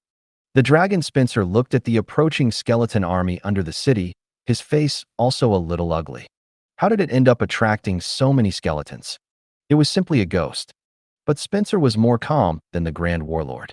Dragons were a powerful race, and he was full of confidence in himself. These are just low-level undead without intelligence, only large in number. As long as we find an opportunity to kill their commander, this battle is not without a chance of winning. These skeletons were obviously just low-level undead. As long as the commander in the undead army was killed, these low-level undead would find it difficult to continue attacking in an orderly manner. Then, they could be defeated one by one. Therefore, a decapitation strike was the only way to achieve victory. Hearing Spencer's words, both the Grand Warlord and the other orcs' eyes lit up. This was indeed a way. The Grand Warlord immediately said, We will try our best to hold back this army. At that time, please ask Mr. Spencer to kill the enemy's general in order to end this battle. Spencer did not refuse. He looked at the dim sky and nodded. Okay. He had the ability to fly and was himself a very powerful hero. Even if he failed to kill the enemy, he had the ability to escape. If he succeeded, he could not only retrieve his lost treasure, but also make the Blackstone tribe owe him a favor. Either way, he could try it without much loss. Just as the two had finished talking, from the watchtower came the orc's cry, Enemies are approaching in the air, in large numbers. Everyone immediately looked up. Under the dim clouds, a large number of flying units were rapidly approaching. Even from a distance, everyone could see that the unit's shape was very similar to their bat riders. These flying dragon bats were very difficult to raise, and the training of the knights was also very difficult. The Blackstone tribe had accumulated for decades, and the number of bat riders was only more than 2,000. And among these 2,000 people, some had previously died on the battlefield in battle. The skeleton flying units flying towards them were not only similar in shape to the bat riders, but also very large in number.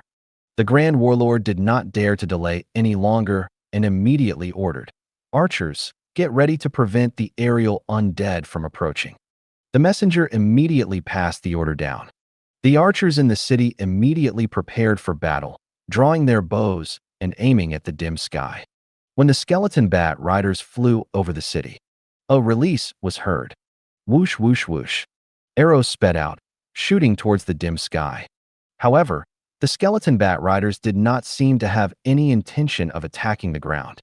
They maintained a high distance from the ground. Pa! Pala pala. The arrows shot out disappeared into the night. Not a single undead was hit. What fell were cylinders emitting white smoke. The skeleton bat riders quickly flew over the city, and like spreading leaflets, cylindrical objects instantly covered the entire city. The orcs picked them up casually, looking them up and down. What is this? A short stick? Oh, I know. These undead want to smash us to death. Outside the city wall, the skeleton army stopped advancing, stopping at a certain distance, waiting.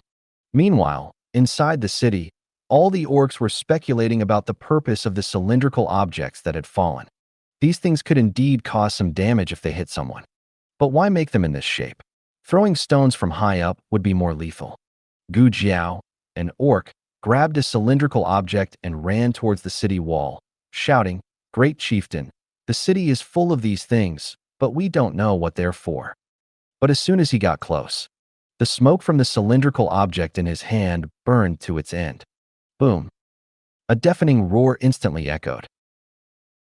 Under the watchful eyes of the great chieftain and others, the orc's body was instantly blown to pieces, and even the stone bricks under his feet shattered into rubble. Before the great chieftain and the others could say anything. Boom, boom, boom. Dense explosions rang out one after another throughout the city, echoing in every corner. The originally well-arranged army formations were torn apart in the explosions, and countless orc limbs scattered everywhere, along with the torrential rain. The earth shook and the mountains swayed, and smoke and dust filled the sky. The explosions lasted for a full 5 or 6 minutes. The entire city was filled with thick smoke and the smell of gunpowder. The great chieftain crawled out of the ruins, vomiting a mouthful of blood, and looked towards the inner city. Everywhere he looked was filled with broken tiles and walls, corpses and minced meat scattered all over the ground, and the painful wails of his tribesmen. The great chieftain's eyes were bloodshot, and his canthus were cracked. It's over. The Blackrock tribe is completely finished. Before the great chieftain could continue to send orders, the sound of urgent and deep drum beats rang out again from the direction of the skeleton army outside the city. Thump, thump, thump, thump, thump, thump. The drumming became more and more urgent. Then the ground began to tremble slightly again. Those who had not died on the city wall immediately looked out and saw that the skeleton soldiers, who had been waiting in place, had begun to attack the city wall. Without carrying any engineering equipment, they just charged straight ahead. Assemble the troops. Quickly return to your positions. The enemy is attacking. The great chieftain roared loudly while vomiting blood. But the only response he received was moans and painful wails. Only a few soldiers with minor injuries, less than 100, staggered to the city wall. But the gazes they cast outwards were filled with despair and numbness. This undead army was simply not something they could resist. Even the great chieftain began to regret why he had helped the dragon clan to provoke those spiders. Watching the skeleton soldiers under the city surge towards the city wall like a tide, and then step on the bodies of their companions, climbing towards the city wall. Like dense ants, they covered the city wall and spread upwards. Relying on their bodies to climb the city wall was the first time they had seen this. But it was especially effective and swift when applied to these skeletons. It's over. Everything is over, the great chieftain muttered, slumping to the ground. This battle had only just begun, and it was already over. He had originally thought that he could rely on the city wall to hold out until the clan leader brought reinforcements from the Tasco Orc city. But now it seemed that he would not be able to hold out until then. When the clan leader returned, he would only be collecting his corpse. Some more orc warriors slowly climbed onto the city wall. The dragon, Spencer, also walked over from a distance at this time. In the recent explosion, he used his own advantages to hide far away and only came back after the explosion ended. Great Chieftain, quickly organized the manpower to defend. I will look for an opportunity to kill the opponent's commander, Spencer said seriously, standing in front of the great chieftain. Spencer was confident in his strength. Even if the Black Rock tribe no longer had much combat power, as long as he restrained the main force of the enemy army, he would still have a chance to kill the enemy general. To achieve victory in this war through a beheading operation. Only by defeating this skeleton army would he have a chance to retrieve the lost treasures. Hearing Spencer's words, the great chieftain immediately cheered up. Even if the hope was small, he couldn't just wait for death. How would he know if he couldn't succeed if he didn't try? Okay, I will immediately organize people to defend, the great chieftain said hastily. Spencer nodded, jumped off the city wall, and his human body instantly transformed into a huge red phosphorus dragon, rushing straight into the sky. In the blink of an eye, it disappeared into the low, dim clouds like cotton wool. The great chieftain no longer hesitated, stood up and roared loudly at the city below, urging the orcs who could still stand to immediately pick up their weapons and climb the city wall to defend against the undead warriors who had already spread upwards. Soon, the skeleton warriors had already climbed onto the city wall. Taking down the iron sword he was holding in his mouth, he turned his stiff skull and looked at an orc in front of him. Bang! The orc seized the opportunity to strike first, kicking the skeleton warrior off the city wall with one foot. But the outside of the wall was already densely covered with countless skeletons, climbing onto the city wall one after another and launching an attack on the soldiers inside the city. Soon, the city wall became a formal battlefield. Orcs and undead began to fight for control of the city wall. The central position of the skeleton army. Fang Hao was still sitting on horseback, watching the battle on the city wall in front. His own skeleton army had completely surrounded all sides of the city, and taking the city was only a matter of time. In addition, the dense bombing of the city by the detonators had obviously severely damaged the orcs' defensive power. This also made their subsequent offensive much easier. My lord, we have caught a team composed of humans in the forest on the right. Lord Ascetic has asked me to inquire whether to execute them directly. The Minotaur warrior ran over quickly and reported in a deep voice. The orc army outside the city was directly dispersed and fled into the dense forest on the left and right. Fang Hao then ordered Ascetic to lead the cavalry to pursue and drive away the orcs in larger numbers, to prevent these orcs from regrouping in the dense forest and harassing the army. Along the way, Ascetic led the cavalry and killed many people. However, the capture of a group of humans made it difficult for Ascetic to deal with them, so he arranged for someone to come back and report. Hearing this news, Fang Hao was also surprised. The battle just now was very chaotic, and the Meat Fist commander's infantry fighting method was more direct and bold. He directly led the army to charge head-on, and quickly defeated the orc army. He also did not find any trace of humans in the battle. But to be able to appear here should be a team of traversers. Human natives obviously would not live in this area of orcs, so the only ones who could appear would be traversers. Why they would help the orcs fight, he would only know after catching them back. Capture them alive. If there is any resistance, kill them directly, Fang Hao said. Yes, my lord. The Minotaur warrior responded and ran away into the distance. At the same time, Fang Hao was also curious how this traverser survived from the hands of the orcs. He was thinking in his mind. But the skeleton archers and undead mages in front of him acted directly without receiving orders. The archers drew their bows and arrows, and the arrows shot into the air like raindrops. The magic wands in the mages' hands also glowed, and magic missiles attacked the sky. Fang Hao's heart suddenly jumped. Looking up, he saw a red giant dragon covering the sky and the moon, channel out of the clouds. Staring at the sky full of arrows and magic missiles, it swooped down towards his direction. Roar! After a roar, it opened its mouth and spewed out a scorching orange pillar of fire, sweeping towards the position where Fang Hao was. A giant red dragon, with wings spread wide, obscured the sky and moon. It swooped down, creating a wave of air that scattered the arrows shot from all directions. Roar! After a roar, a scorching pillar of fire shot out from the red dragon's mouth, sweeping directly towards Fang Hao's location. Wherever the pillar of fire passed, the ground turned to charcoal, and the skeleton soldiers caught in it were all reduced to ashes. Seeing the pillar of fire coming towards him, Fang Hao immediately spread his wings and dodged to the side. As soon as his body moved away, the pillar of fire swept over the skeleton horse, and the skeleton horse instantly turned into a pile of scattered ashes. As the red dragon flew past, Fang Hao also saw its name. Flame Soul, Spencer, Orange Tier 5 Hero. Looking at the scorched ground, which was more than 10 meters long and over 3 meters wide, he still felt a lingering fear.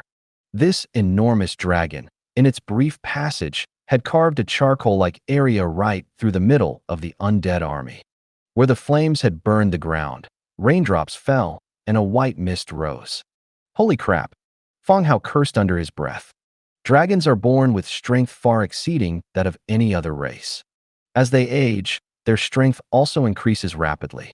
Even among heroes of the same orange tier, very few races can compare to the strength of dragons, especially the dragon's tough body and its ability to fly. No race is willing to make an enemy of dragons. In fact, they would intentionally try to please dragons to seek protection. If it weren't for the limited reproductive capacity of dragons, this continent would have been ruled by dragons long ago. Looking at the chaotic ranks, Fang Hao shouted loudly, "Don't panic. Return to your positions." Ranged units fall back and swap positions with melee units. Load the dragon-binding ballistae. All aerial units, engage the red dragon. The dragon's pressure caused the accompanying minotaurs to fall into temporary chaos. Fang Hao shouted commands, telling everyone to return to their positions and swap units to prepare for a counterattack. The main army in the front continued to attack Blackrock City.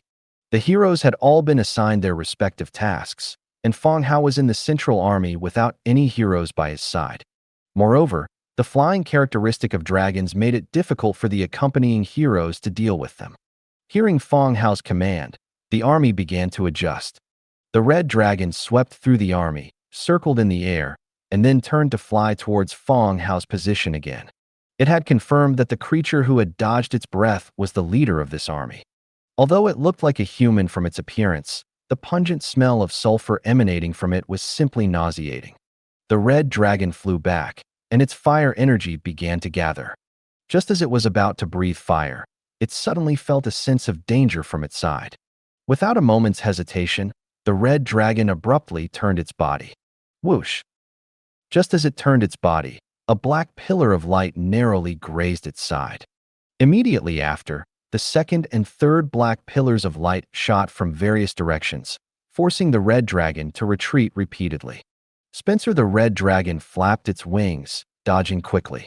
Its gaze, however, saw bone dragons and swarms of giant skeleton bats rising into the sky from various parts of the skeleton army, then rushing towards it. Spencer's dragon eyes widened, looking at this scene with some disbelief. How is this possible? Even Otis, the king of bones in this area, couldn't possess nearly 100 bone dragons while also having so many skeleton troops. What is the origin of this undead army? However, the bone dragons and giant skeleton bats didn't give him much time to think. Black energy pillars of light shot from all directions, and the red dragon immediately turned its body, constantly dodging. Dragons are also a complete racial system. They have a perfect power center and also have various military units with clear divisions of labor. The giant dragon that Fang Hao found to transform into a bone dragon belonged to the dragon race's military units. It also possessed the characteristics of dragons, but in terms of ability and size, compared to a dragon hero like Spencer, it was like the difference between clouds and mud, incomparable. The death breath exhaled by the bone dragons, under the blessing of dark energy, possessed the effect of dark energy, continuously attacking the bone dragon. Hundreds of thousands of giant skeleton bats began to block the path of the constantly dodging red dragon, densely filling the sky. Seeing its path blocked by the giant skeleton bats, Spencer roared again. Spencer roared again, spitting fire breath towards the giant skeleton bats in front. The giant skeleton bats began to burn, turning into fireballs, falling from the sky in large numbers. Bang, bang, bang. On the ground, 20 dragon-binding ballistae began to fire bolts. Puff, puff. Caught off guard, Several bolts hit the red dragon's body, splashing blood, but the power of the bolts did not completely penetrate the red dragon's body. They only broke through the dragon's scales, carrying blood and chains, and fell directly from the sky. The injured red dragon let out an angry roar. It began a fierce dogfight with the bone dragons. Red and grayish-white dragon breaths were constantly shot out in the sky. Accompanied by thunder and lightning in the sky, the scene was spectacular and astonishing. Fang Hao watched the exciting battle in the sky, but his brows were tightly furrowed. This red dragon is really difficult to deal with. He had nearly 1,000,000 troops, but he didn't have a good way to deal with the red dragon. Engaged in a dogfight with the bone dragons, even the ballistae below couldn't shoot bolts. And in the sky, the giant skeleton bats were burning into fireballs, constantly falling from the sky. The siege of more than 100 bone dragons also showed no signs of victory. The recruitment conditions for bone dragons are also relatively harsh. Losing even one would break his heart. Fang Hao used the time that the bone dragons were entangled with the red dragon to think of a solution. How can I get the red dragon down? After thinking for a moment, Fang Hao immediately said, "Have an IE and the others come over immediately." The messenger ran down again. When he returned, NIE and 5 other Nisbet heroes walked over together. "Sir," NIE and the others saluted. Is there a way to get that red dragon down?" Fang Hao glanced at the red dragon in the sky. NIE and the others looked at the red dragon entangled with the bone dragons in the sky and said with some uncertainty in their tone, "We can try, but with the strength of the dragon race, I'm afraid it won't last long." "Okay, try it." Fang Hao nodded in agreement. NIE and the others nodded. They immediately passed through the army and quickly came below the red dragon.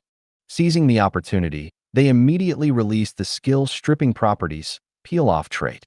Spencer, who was entangled with the bone dragons, suddenly paused in his breath, and his huge dragon eyes widened abruptly. His body uncontrollably began to fall. However, the effect of the peel-off trait ability on Spencer only lasted for about 3 seconds. While still in the air, Spencer regained his flying ability and immediately flapped his wings. But just as he was about to fly up, the second Nisbet hero immediately followed up and released stripping properties, peel-off trait. The red dragon's body quickly plummeted again. This time, the bone dragons in the sky wouldn't let this opportunity pass. Several death breaths spewed out suddenly, instantly enveloping the red dragon's body. Having lost its flying ability, Spencer was like a giant target, without any power to dodge. At the same time, the enormous energy accelerated the speed at which the red dragon's body fell. Gugo. In the burned parts, the red dragon's scales began to show signs of charring and peeling. It had suffered relatively serious injuries. Just as the red dragon was about to turn over and resist, the feeling of powerlessness from being unable to control its wings struck again, causing its body to continue to fall rapidly. Below, dense skeleton soldiers raised their spears, aiming at the spot where the red dragon was falling. Spencer's expression also began to become serious. If he fell down, not to mention being pierced by spears, even if he was able to fight, he couldn't kill so many skeletons. On the city wall of Blackrock City, the undead had already taken control. The thought of escaping also began to rise in his heart. Thinking to himself, the bone dragons, with several more death breaths, enveloped his body, again accelerating the speed of his fall. Bang! With a dull thud, the red dragon's body crashed heavily to the ground. The raised spears pierced its body, and bright red blood splattered. Before the red dragon could get up, the undead who had been waiting around immediately swarmed forward, instantly surrounding the red dragon's position. The red dragon's body thrashed continuously, throwing off skeleton after skeleton. Every time it tried to flap its wings and leave, it would be firmly pressed down by the skeletons that swarmed up from all sides. Its huge body was covered with skeletons, like a sticky, glutinous rice ball. Fang Hao also breathed a sigh of relief as he watched the red dragon fall from the sky. In the air, when the bone dragons and giant skeleton bats couldn't defeat the enemy, he really didn't have a good way. Especially heroes with such powerful bodies. They could come and go as they pleased. If it weren't for Nie and the others becoming heroes, and their stripping properties, peel-off trait, having a temporary effect on heroes as well, he was afraid that his army would have a hard time dealing with this red dragon. Fang Hao thought to himself. From the direction of the red dragon, another angry roar was heard. Boom! Explosive flames instantly erupted. The surrounding undead were instantly killed and injured in large numbers. And when the red dragon tried to use this opportunity to fly away, Nie and the others, who had been guarding around, could always apply a stripping properties, peel-off trait, as soon as it spread its wings and just took off. Several Nisbets took turns releasing it, keeping the red dragon firmly in check. Next, it was time to pile up the red dragon with numbers. Fang Hao was much more familiar with this method of combat. The two battlefields continued. The city wall of Blackrock tribe had been breached, the city gate was open, and skeletons had begun to pour into the city. The heavy rain continued, and there was lightning and thunder in the sky. At this moment, dense footsteps sounded. A CD led the cavalry, passed through layers of troops, and came before Fang Hao. "Sir, these are the humans we captured.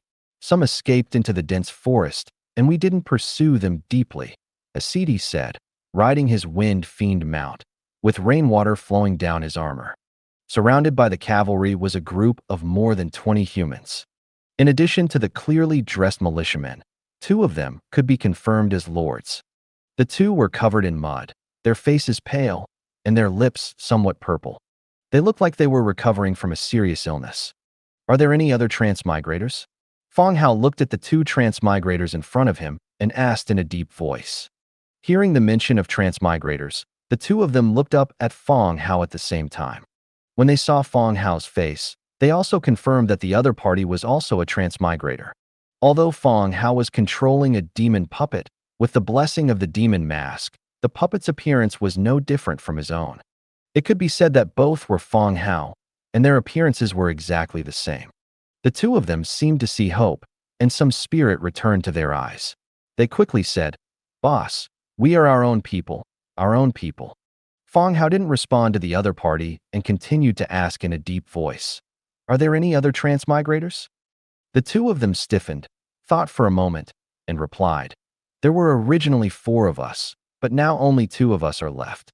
We don't know if the other 2 are still alive." The fighting on the battlefield at that time was quite fierce, and they were also scattered by the undead army, and they hadn't stayed together all the time. By the time they escaped, only the 2 of them were left. As for the other 2, the hope of them being alive was probably not very high. Fang Hao nodded and continued to ask, "Why did you help the Blackrock tribe?" This sentence made the 2 people, who had originally felt hope, tighten their hearts again. The lord wearing a leather armor immediately replied, We couldn't help it. Our territory is near the Blackrock tribe, and we all have to obey the Blackrock tribe's orders. Otherwise, how could we have survived until now? I heard that the humans in the Blackrock tribe were all killed. Why didn't they kill you?" Fang Hao continued to ask coldly. The reputation of the Blackrock tribe was notorious. Not to mention foreign races, even the small and medium-sized tribes among the orcs were enslaved and suppressed by the Blackrock tribe. Those who were disobedient would have their villages destroyed, and the population would be used as slaves to become laborers or sold off. How could they allow humans to develop military strength and enjoy the same treatment as orcs? Facing Fang Hao's question, the 2 of them suddenly fell silent. After thinking for a moment, one of them quietly glanced at his companion and explained in a low voice, Brother Tang knows a high-level member of the Blackrock tribe, so we received some care." Fang Hao noticed the other person's gaze and also looked at the person squatting below. He was dressed in leather armor, had a decent physique, and long hair tied in an orc-style braid. "What are your names?" Fang Hao asked. "My name is Shang Xinran." "My name is Tang Qi."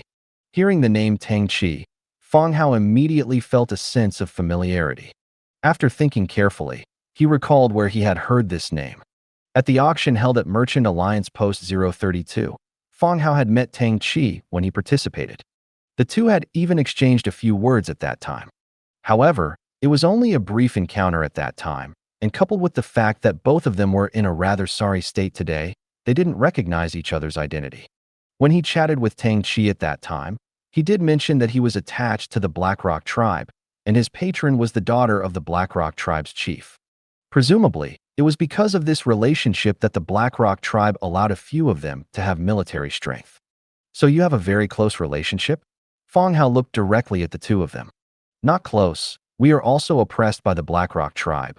We have no relationship whatsoever, Shang Xinran said quickly. He wasn't stupid. He naturally understood why the other party was asking these questions. All right, I'll believe you for now. Fang Hao nodded and continued to say to the soldiers beside him, guard these humans for me. If anyone tries to leave or touch weapons, kill them all. Swish, swish, swish. The surrounding skeletons all turned their directions. They formed a square formation, surrounding the two lords and the militiamen in the center. Seeing this stance, everyone's body trembled. More than 20 people leaned against each other, carefully squatting on the ground. After Fang Hao and Asidi left, Shang Xinran lowered his voice and said, Brother Tang, is he Fang Hao? How would I know? Looking at this situation, he should probably be Fang Hao. Tang Chi said softly, looking in the direction Fang Hao had left. Related to the undead and possessing such terrifying strength. Among the transmigrators, the only one they could guess was Fang Hao. Shang Xinran thought for a moment and said, that's not right. Someone in the channel said they had seen Fang Hao a while ago. They said he was a pretty boy kept by a noblewoman, and it sounded quite real. The city was called something like Lisa's City. Tang Chi quietly glanced at the surrounding skeleton soldiers, swallowed, and said, don't say any more. No matter who he is, our lives are in his hands. Let's think about how we can survive first. The battle continued. The red dragon Spencer, surrounded by the skeleton army, had transformed into a human form due to rapid energy depletion. His entire body was covered in wounds, and one of his dragon horns on his forehead had been severed. Blood mixed with rain, forming a red puddle on the ground. Spencer's face was grim as he unleashed fire magic spell after spell, blocking the continuously approaching skeleton soldiers. He knew his situation. With the undead's relentless attacks, he wouldn't last much longer. If he didn't get a chance to escape soon, he feared he would be stuck here forever. Although he could be resurrected through the hero altar after death, his strength would also be damaged, increasing the difficulty of future breakthroughs. Therefore, he absolutely could not die here. His gaze quickly swept over the several kobold undead hiding among the skeleton ranks. His inability to fly was due to a curse skill cast by those kobold skeletons. As long as he could briefly repel them, he would have a chance to escape. His gaze quickly scanned the surroundings, and he made a decision. He touched a pendant on his neck, and several potions appeared in his hand, which he swallowed whole. After a spell pushed back a wave of attacks, Spencer immediately began to gather magic. As the magic converged, the air around him became scorching hot, and raindrops turned into vapor in the air. As the surrounding air currents began to distort, Spencer's eyes suddenly widened, and he roared, Blaze Storm. Boom. A fiercely rotating storm of flames erupted from Spencer's center. The flames formed a vortex, continuously spinning and expanding, devouring everything around it. Carriages, skeleton soldiers, incoming arrows. Everything was lifted into the air by the rotating vortex and then burned to ashes. The vortex continued to expand. The skeleton soldiers quickly retreated under repeated commands, avoiding the vortex's engulfment. He coughed violently. Spencer, at the center of the storm, coughed up large mouthfuls of blood. His body staggered, and he could barely keep his footing. The burden of unleashing the blaze storm, coupled with the injuries he had sustained, pushed his body to its limit. He drank several more potions. Seeing the surrounding kobold undead flee to avoid the blaze storm, and relying on the meager strength provided by the potions, he immediately transformed back into his dragon form and flew into the distance. By the time the blaze storm dissipated, the red dragon had flown a considerable distance away. Fang Hao stood in the distance and was startled to see the red dragon flying away again. If he escaped and brought back reinforcements from the dragon race, things would be difficult.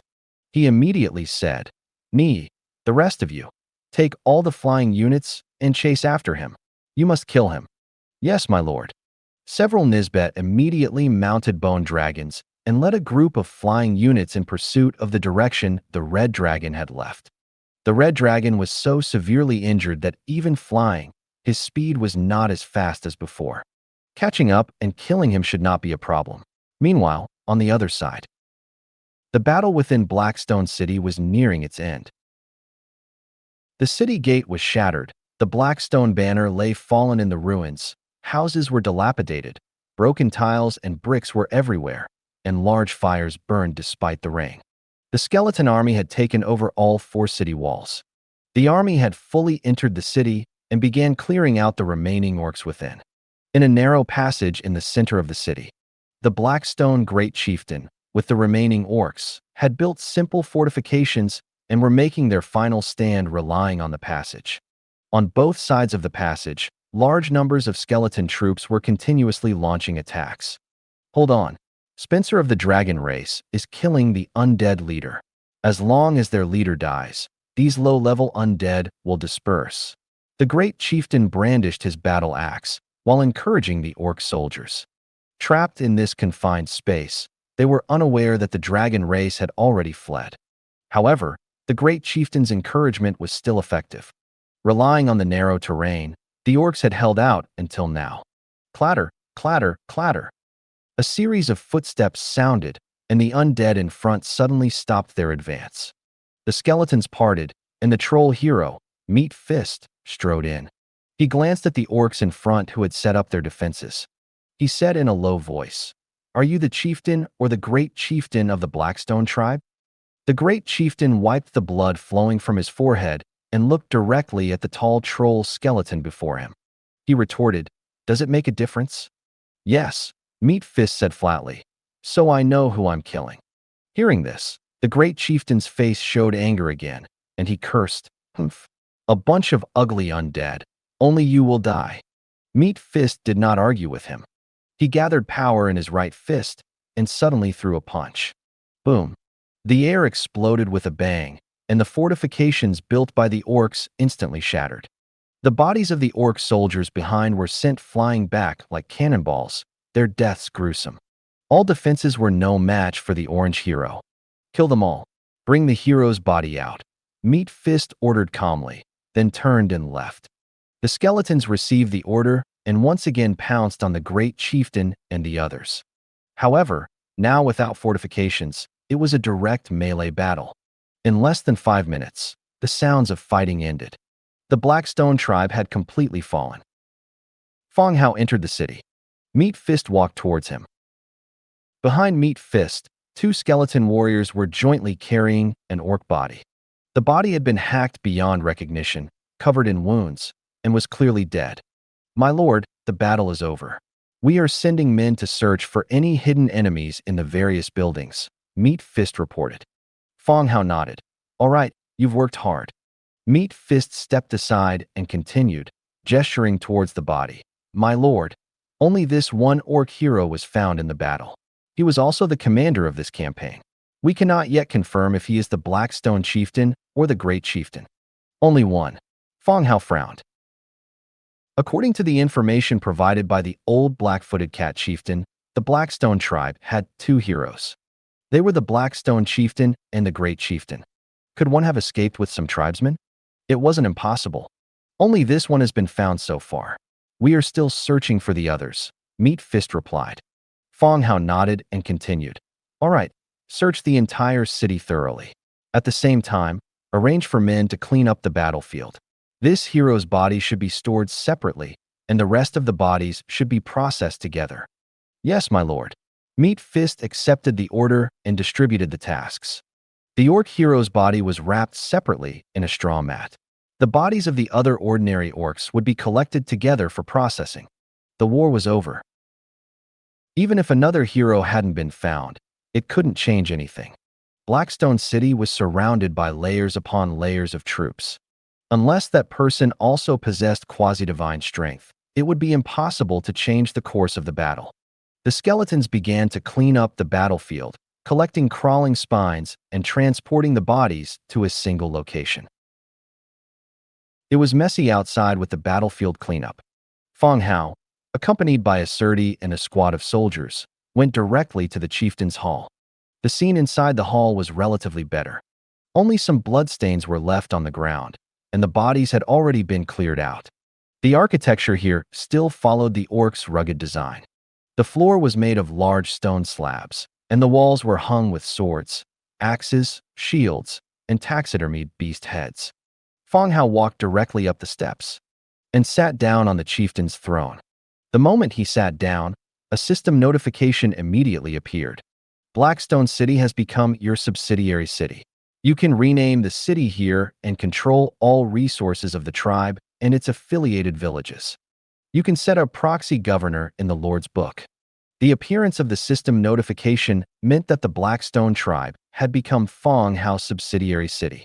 However, after this battle, the city was almost a ghost town. Once a war between living beings and the undead begins, it is essentially a fight to the death. There were quite a few orc villages around Blackstone City, and they could be relocated into the city to continue living there. But the loss of population would not be recovered in just a year or two. As for the governor of this city, there wasn't a suitable candidate yet. He would see who was suitable to manage this city later. Blackstone City.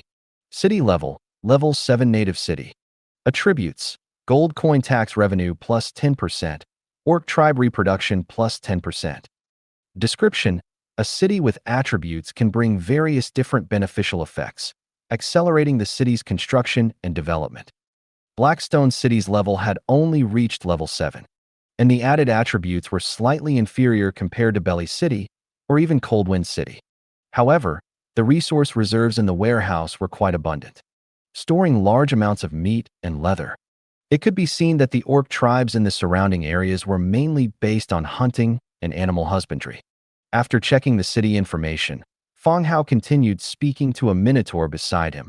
Bring men to search this place. Look for gold, silver, and jewels, and also be careful to search for any treasure chests. Yes, my lord. The minotaur accepted the order and led a squad of skeleton soldiers into the interior of the city lord's hall. The minotaur left. Outside the main entrance, the giant spider spirit, Domina, walked in. Behind Domina were 4 skeleton warriors, with 2 skeletons carrying a large cocoon each. The 2 cocoons encased the 2 transmigrators, Tang Chi and Shang Xinran. Bang bang. They were thrown onto the ground, with only their heads exposed, their faces filled with terror. All the way in, seeing the city full of corpses, both of them were scared out of their wits. The battles they participated in were always leading troops to clear out beasts around their territory. This was their first time participating in such a large-scale war. At the same time, it was the first time they had seen that dead people could actually be piled up into a mountain. The water flowing on the ground was a bright red, as if they had entered not Blackrock City, but hell. What are your plans for the future? Fang Hao didn't give them time to recover and asked directly. Hearing Fang Hao suddenly speak, the 2 of them lying on the ground trembled. When they looked up, their eyes were filled with fear. "B-boss, what did you say?" Tang Chi asked nervously. Fang Hao repeated, "Blackrock tribe is gone. What are your plans for the future?" Oh, Tang Chi answered subconsciously, then twisted his head forcefully to look at Shang Xinran beside him. After thinking for a moment, he immediately said, "We had no choice before. We could only work for the orcs. Now we want to follow you and develop." The function of the Lord's Book being able to devour was not a secret in the channel. Moreover, the 2 of them had already guessed that he was Fang Hao. Dong Jiayue and some other lords in the channel had become Fang Hao's subsidiary city lords. They had discussed it before, and the best way to avoid being killed by Fang Hao was to become his subsidiary city. Furthermore, they had to be proactive, so they wouldn't be killed before they even had a chance to surrender. From another perspective, they should be fortunate that this skeleton army belonged to a transmigrator. Otherwise, their fate would be the same as the orcs outside. Piled together, and under the bone dragon's breath, turned into piles of white bones. All right, don't try any tricks with me. You can continue to live in your own territories, and I will provide you with corresponding protection. Fang Hao looked directly at the 2 of them. These 2 were different from Zhang Bin and Fu Lei. As captives of the defeated side, they naturally had no right to negotiate. Even if they were indeed forced onto the battlefield by the orcs, once they were on the battlefield, they were just enemies, with no other identity. Fang Hao and Tang Chi actually had some cooperation before. Tang Chi was a loyal customer of Fang Hao's fabric store, the transmigrator who bought the most underwear individually. Moreover, he had chatted with Tang Chi at the Merchant Alliance station, and he could see that Tang Chi was a more talkative person. At that time, he proactively found Fang Hao to chat for a while and didn't avoid mentioning his relationship with the orcs. But since they had been affiliated with the Blackrock tribe for a while, they also needed to guard against potential problems. Understood, understood. Tang Chi immediately replied. Shang Xinran, beside him, also nodded repeatedly, indicating that he understood. Untie them, Fang Hao said. Domina stepped forward, using the spider legs on her back to forcefully cut open the cocoons wrapping them, allowing the two of them to climb up from the ground. After they got up, they didn't care about anything else, and immediately took off their lord's books and handed them forward. Domina took the two lords' books and handed them directly to Fang Hao. Fang Hao took them and immediately used the lord's book to devour. Can devour lord's book, level 1. Devour successful. Your lord's book is currently level 6. Experience needed for upgrade June 20th. Both lord's books were level 1. After devouring them, the experience needed for the upgrade changed from 4/20ths to 6/20ths. Only 2 points were added. Fang Hao checked the city levels of the two. Tang Chi's reached level 5, and Shang Xinran's was level 4. Their levels were not high, even a bit too low. It seemed that being affiliated with the orc tribe had indeed restricted their development, otherwise they wouldn't be only level 5 and level 4. In the entire region, their levels could only be considered mid to low tier. After devouring, Fang Hao reassigned the two as administrators. 2 city lords' books were split from the lord's book and given to them. All right, you two sit down and rest for a bit. I'll have tasks for you later, Fang Hao said. The two stood carefully to the side and did not sit down. At 4 in the morning, the rain was still falling. But compared to midnight, it had decreased significantly. At this moment, Meat Fist walked in again, with a soldier behind him bringing in an orc. Standing in the middle of the hall, Meat Fist said, Lord, we found the orc dungeon, and there are nearly 1,000 orcs hiding inside. This orc says she is the daughter of the Blackrock chief and wants to see you. The orc was pushed to the center. Her eyes, however, first looked at Tang Chi and Shang Xinran standing to the side. Fang Hao also looked at the orc below. The orc was strong, wearing leather armor, with red skin and a bulging chest, but unlike other orcs, she didn't have dense body hair. Her exposed arms and calves were relatively clean. You want to see me? Fang Hao looked at the female orc. The orc frowned at the human sitting above, her expression slightly changing. She couldn't understand why a human would be sitting in the chief's position after occupying the tribe. I want to see your leader, the female orc said in a deep voice. Clearly, she didn't believe that a human could be the leader of this undead army, even if that tall skeleton hero called him Lord. Fang Hao didn't care at all and replied, I am the leader. You can tell me anything you want, and your time is limited. The female orc still sized him up and down. She said directly, I am Rusa, the daughter of the Blackrock tribe chief. I represent the remaining tribesmen in surrendering to you and am willing to become your slave. After saying that, the female orc immediately knelt on the ground, lowering her head in submission. Not many people were left in the Blackrock tribe, and all the core members of the tribe had died in battle. The only one who could come out as a representative was her, who had been locked up by the great commander. She could also use her identity as the chief's daughter to strive for a chance for the remaining tribesmen to survive. The orcs' surrender was also very simple. After being defeated, they become slaves and are at the mercy of the other party. Fang Hao looked at the female orc below but didn't answer immediately. He had almost killed off the people of Blackrock City, and the surviving orcs would have seeds of hatred in their hearts. Like Coldwind City and the Trolls Town of the North, he did indeed pardon many people because those two locations needed a large amount of labor. At the same time, he also arranged for a stationed hero and a large army to prevent riots. But for Blackrock City, he was hesitant about whether to take these orcs as slaves. What can you and your tribesmen bring me? Not killing you will only bring me danger. Fang Hao continued. The orc Rusa pondered for a moment and immediately said, "We can work for you." "That doesn't impress me," Fang Hao said. Rusa's expression changed, and her eyes swept over the Lord's book on his waist. She immediately said, "I am Rusa, and I know all the villages near the Blackrock tribe. I can help you make the nearby villages subsidiary villages. It will be easier for me to accomplish this task than for your army." Fang Hao began to examine the female orc in front of him again. She was one of the few intelligent orcs, and her words did state what Fang Hao needed. There were many scattered orc villages near the Blackrock tribe. This included the orcs who were gathered by the Blackrock tribe this time, and then scattered by Fang Hao. If there was someone who could act as an intermediary to make these villages subsidiary villages, it would save a lot of trouble. Of course, this also carried risks. What if Rusa used this opportunity to regather these orcs and resist him? Although he wasn't afraid with his abundant army, it would become very troublesome once it happened. After serious consideration, Fang Hao still shook his head. "I can't believe you based on what you said. All right, your chance is gone. Take her away." As soon as he said this, Rusa's expression became more anxious. She couldn't think of anything else to persuade the man in front of her, and the skeleton warrior beside her was already walking towards her. "I can lead the tribesmen to work for you, and I am willing to sign a slave contract with you. What else are you worried about?" Rusa shouted as her body was being dragged away by the skeleton, still not giving up. But Fang Hao still didn't speak, as if he hadn't heard. These 1,000 orcs posed a greater hidden danger than the gains they would bring.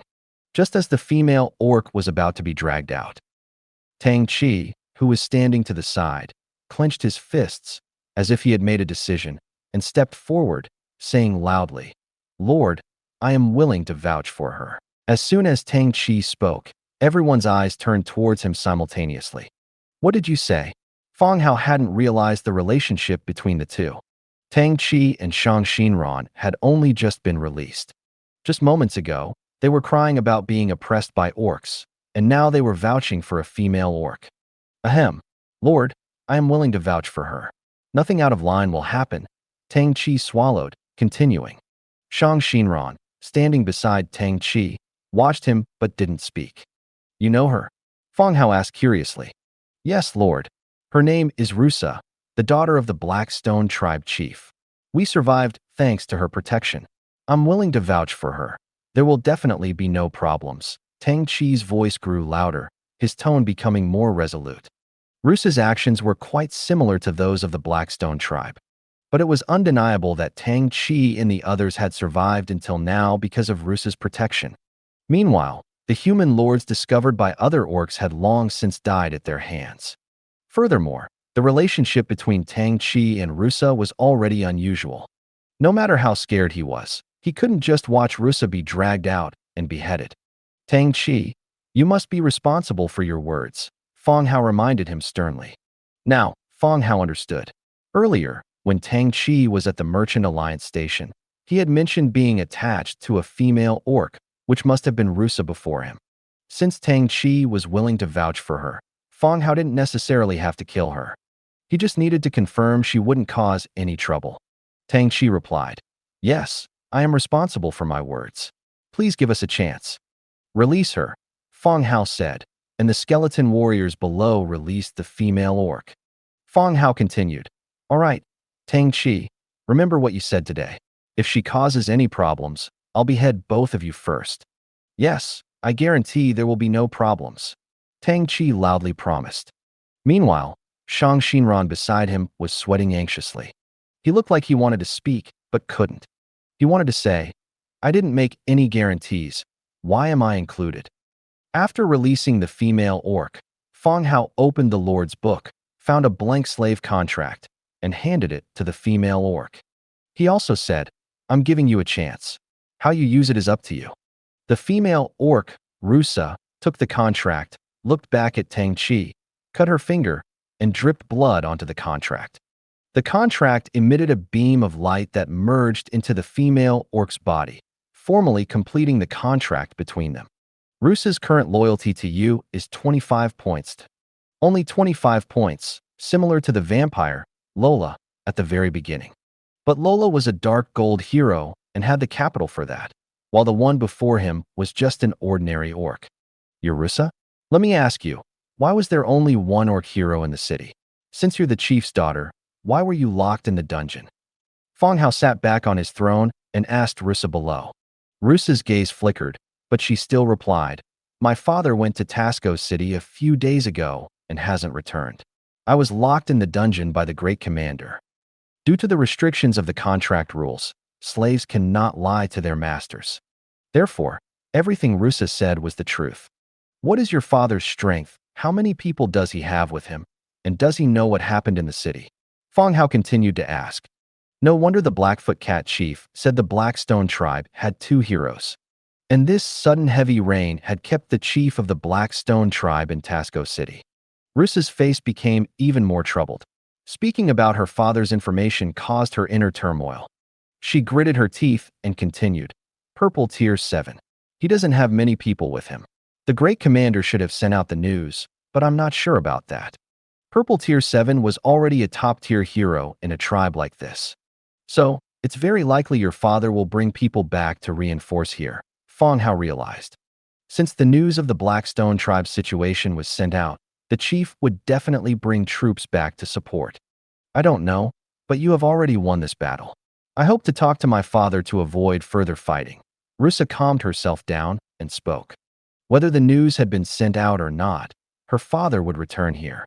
When he found Blackstone City had been breached, a battle would also occur. She hoped to make her father recognize the current situation and avoid losing his life in vain. This undead army was too numerous. Their strength simply could not defeat them. Continuing the fight would only increase casualties and give the other side a reason to kill everyone. Fang Hao thought for a moment and continued. When your father brings his troops, I will give you a chance to persuade him. The choice will be up to your father then. I'll write a letter right now and have someone send it to Tasco City, Rusa said anxiously. Put away your little tricks. It will make you live longer, Fang Hao said coldly. Surrender persuasion was possible, but it couldn't be sent out now. If this letter reached the other side now, it wouldn't be persuasion, but a report. That would only bring him a lot of trouble. Moreover, once the letter reached Tasco City, it was very likely to drag Tasco City into this war as well. Hearing Fang Hao refuse, Rusa's expression didn't change at all. She replied cleanly and concisely. All right, I understand. Fang Hao continued. Rusa, go and explain the situation here to your tribespeople. Also, let them know the price of continuing to live. If anything happens, you will be the death of all of you. Rusa's face remained grim. Yes, I understand. The rest are women and children. I will keep an eye on them. Fang Hao nodded and said to the two Minotaur guards beside him, The two of you go with her and handle this matter. Yes, Lord. The two Minotaur guards responded and followed Rusa out. After Rusa left, Fang Hao continued to look at Tang Qi and Shang Xinran and said, You two go down and rest too. I'll assign you tasks when it's light. Oh, all right, the two replied. Tang Qi hesitated for a moment and continued to ask, Lord, I haven't asked what you are called. Fang Hao. Indeed. Although they had suspected Fang Hao, their hearts still tightened when they heard their guess was correct. Fang Hao was a well-known figure in the area, especially since he had killed quite a few people. Even Yu Tianpeng of the former Sky Rock Alliance had died at Fang Hao's hands. This meant that killing held no psychological burden for Fang Hao. Hello, Great Lord Fang Hao, hello. The two immediately greeted him and bowed. All right, go down and rest. Don't talk nonsense about what happened here in the channel. I'll give you new tasks when it's light, Fang Hao said. Yes, understood. The two nodded in agreement and also walked out of the chief's hall. The two left. Meat Fist and Domina also left to set up defenses for Blackstone City. The hall fell silent again. Acerola accompanied Fang Hao and said, Lord, I feel the way the orcs were handled is a bit inappropriate. When only the two of them were left in the room did Acerola express her thoughts. In her previous life, Acerola was a very outstanding general in the kingdom and had received a formal education. Although she wouldn't oppose Fang Hao's decisions, she would still point out some areas she felt were not entirely secure. Fang Hao thought she was going to talk about not executing the female orc and said directly, "She's just an ordinary orc. Besides, I do need an orc representative to gather the scattered villages and towns nearby." The orc Rusa, with her identity as the daughter of the Blackstone tribe chief, could recruit those scattered villages better than the undead army going in and killing. After gaining divinity, population was a resource. Moreover, with Fang Hao's current military strength, a single orc couldn't cause any trouble. "Lord, I'm not talking about that." Acerola paused slightly and continued. "Lord, doesn't that orc city of Tasco have a hero altar?" Upon hearing this, Fang Hao's heart tightened suddenly. He had overlooked something. Before Fang Hao could speak, he heard Acerola continue. "Lord, if Tasco City has a hero altar, the soul of this orc great commander will be resurrected by the altar, and the situation here will no longer be a secret." Acerola had pointed out the key issue. Based on the information he had received, Tasco City was a very large orc city. Even Domina, when she wanted to advance to hero rank, thought of going to Tasco City to be promoted. This means that Tasco City, which has a merit trial ground, is very likely to also have a hero altar. Since Nelson didn't come along, the great commander who died in battle would be resurrected through the altar. At that time, the situation here would no longer be a secret. Similarly, the great commander who died in battle would also be resurrected by the enemy. Can a hero like the great commander be resurrected immediately? Fang Hao immediately asked. The resurrection of heroes requires a certain amount of time, which is related to their strength and rank, Aseti continued. Fang Hao immediately shouted, "Someone!" The Minotaur guard outside the door walked in. "Lord, you summoned. Tell Domina to come see me." "Yes, Lord." The Minotaur walked out, and shortly after, Domina, who had left, walked back in. "Lord, you were looking for me?" Domina asked curiously.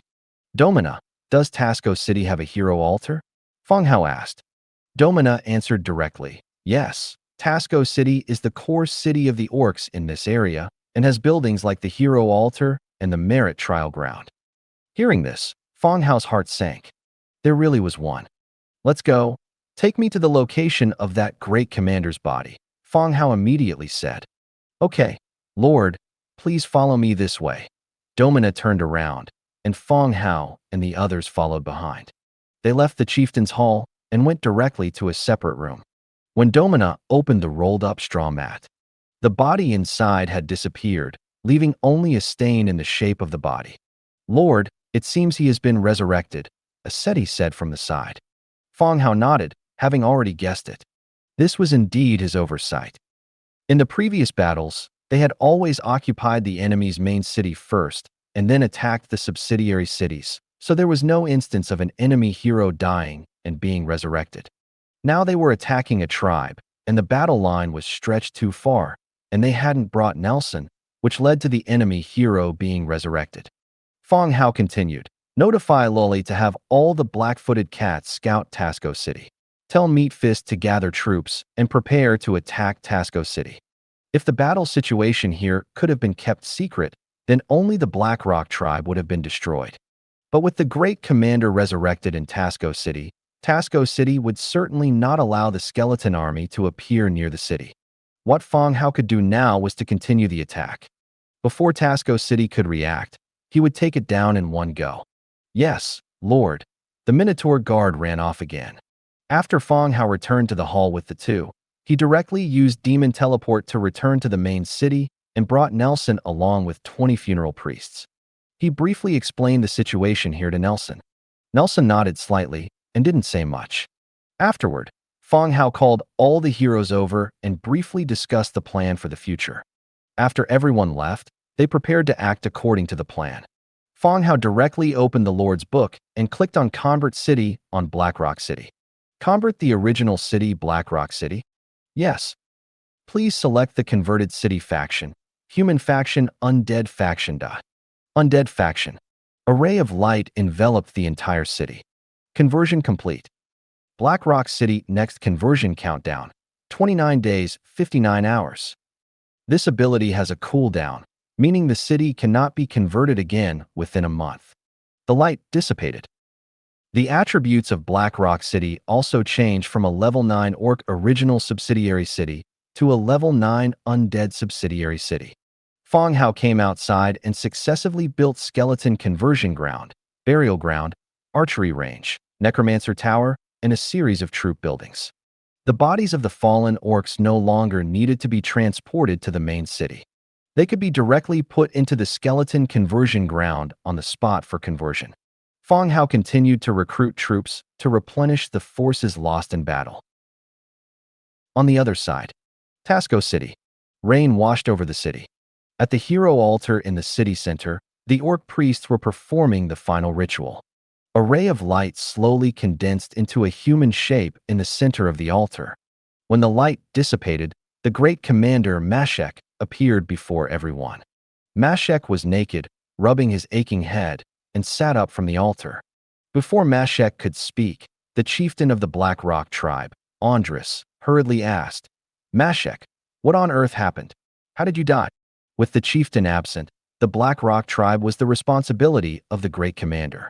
Now that the great commander was dead, it meant that the Black Rock tribe had been attacked, and perhaps the situation was even more serious than they had imagined. Mashek's face was also grim. He took the clothes handed to him and put them on, saying directly, "The Black Rock tribe was attacked by an undead army. I held out until the last moment, but I still couldn't defend Black Rock City." "What did you say?" "Black Rock City is gone." The chieftain Andres roared in disbelief. Actually, the death of the great commander already indicated that Black Rock City was gone. It was just that without definite news, they still held a glimmer of hope. Mashek's tone was also very dejected. The number of undead was several times ours. We did our best, but we still couldn't resist the undead attack. Hearing Mashek's answer, the orcs below immediately became noisy. The Black Rock tribe belonged to a large tribe. It possessed great strength and had a strong voice in Tasco. Such a large tribe just gone? This made it hard to believe. "How is this possible, Mashek? How is this possible?" The Black Rock chieftain roared. Mashek sighed and lowered his head. At this moment, everyone was certain that what Mashek said was true. He couldn't possibly lie about this. Not to mention that he was the great commander of the Black Rock tribe and couldn't talk nonsense about such matters. Furthermore, no hero would use death and resurrection to tell a lie. So there really was an undead army that had already captured the Black Rock tribe. Seeing that the Black Rock chieftain was slow to accept the fact, it was Mashek, who had died once, who knew what should be done next. He immediately said, "Chieftain, I think we should immediately organize a Tasco City meeting to inform everyone about this matter and prevent the undead from continuing their attack." Hearing Mashek's reminder, the Black Rock chieftain raised his head, his eyes bloodshot. But he also knew that this was not the time to be dejected, and immediately said, "Notify everyone, immediately convene a Tasco City meeting, and say that an undead army is planning to attack here." "Yes, chieftain," an orc ran off. Half an hour later, Tasco Orc City, City Lord's Mansion. In the middle of the spacious hall, there was a huge round table. In the center of the round table was a large sand table, which recorded the terrain and roads of this orc area. Around the round table, 3 chairs were arranged in a triangle, occupied by 3 orcs. One of them was the chieftain of the Black Rock tribe, Andres. The other 2 were the city lord of Tasco City, Krat, and the chieftain of the Shadow Moon tribe, Litas. Unlike the Human Council, the Triangle Council of Tasco City had simpler rules. Every decision was made through discussion among the 3. The other small and medium-sized tribes had no right to participate and could only be forced to comply. Therefore, power here was more easily concentrated, with the 3 large tribes growing stronger and stronger, and the other tribes growing weaker and weaker. In front of the round table, Mashek was recounting the details of the Black Rock tribe's attack, as well as the number and characteristics of this undead army. Even after he finished speaking, the other 2, besides the Black Rock tribe, still found it hard to believe that such an undead army could suddenly appear here. This is impossible."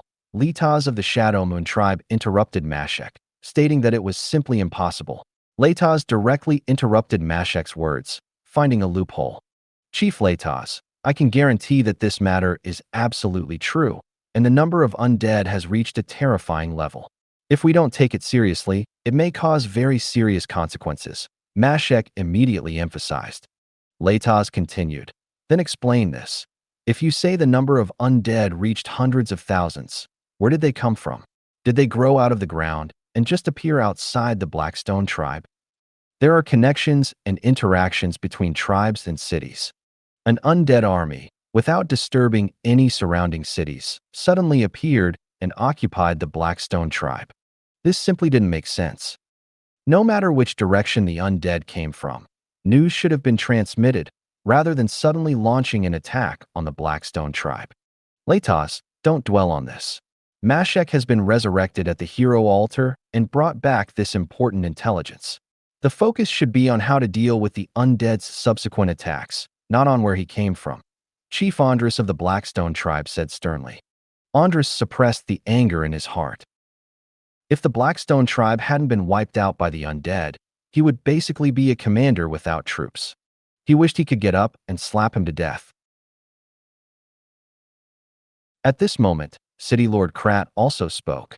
Mashek, you said the undead were reinforcements brought by those spiders, so they came from the west? Mashek didn't know why he was asked this, but nodded and replied. The undead first arrived at the spider's dense forest before continuing east to attack the Blackstone tribe.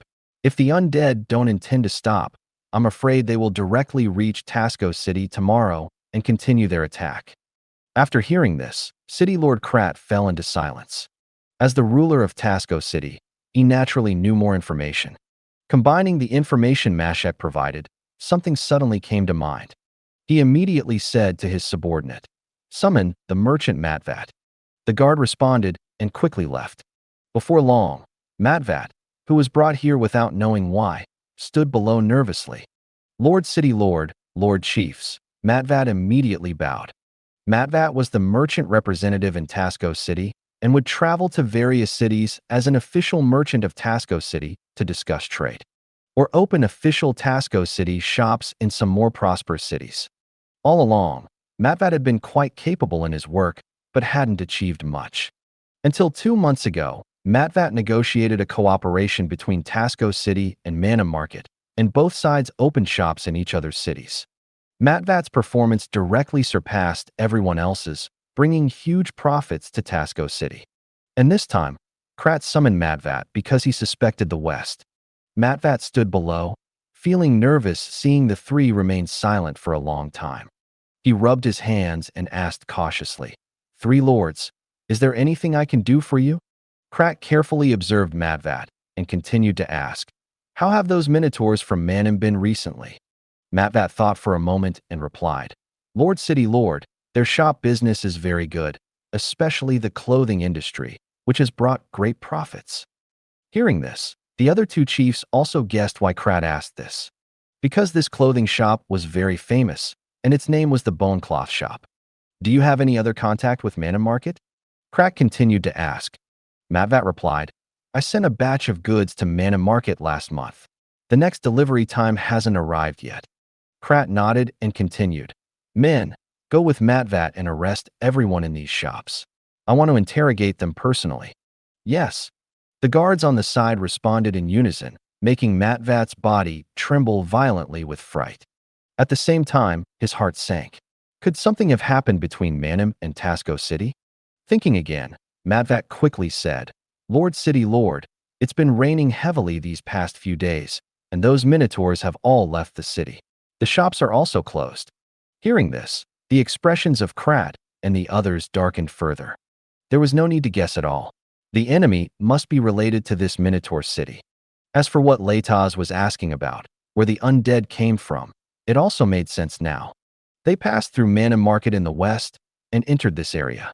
Anger flickered in Krat's eyes, and he said coldly, "Men, imprison all of Matvat's subordinates and family."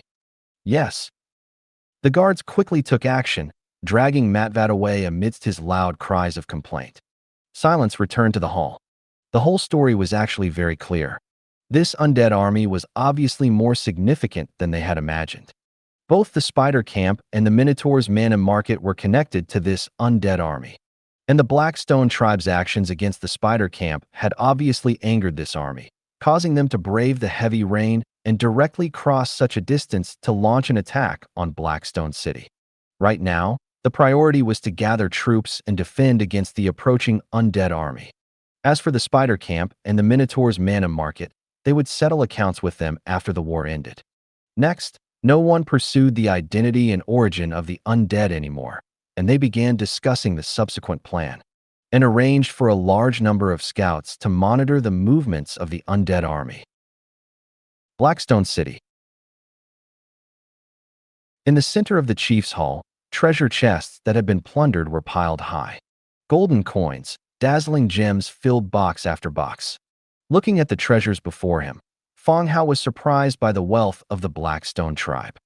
3,500,000 warfire coins, over 7 million beast head gold, and various gold and silver artifacts, gems, and agate. This amount of wealth was probably richer than even a level 12 city like Lixus City. Rebecca only had the money to build roads in the DC area after capturing several faceless nobles. And here, the Blackstone tribe, a level 7 large tribe, possessed so much money. If this much money were given to Rebecca, she would probably be so happy she wouldn't sleep for 3 days and 3 nights. Next to the boxes filled with gold coin loot, there was also a golden treasure chest. This kind of treasure chest is a reward specifically given after a transmigrator clears a level. Many spoils of war can be opened from it.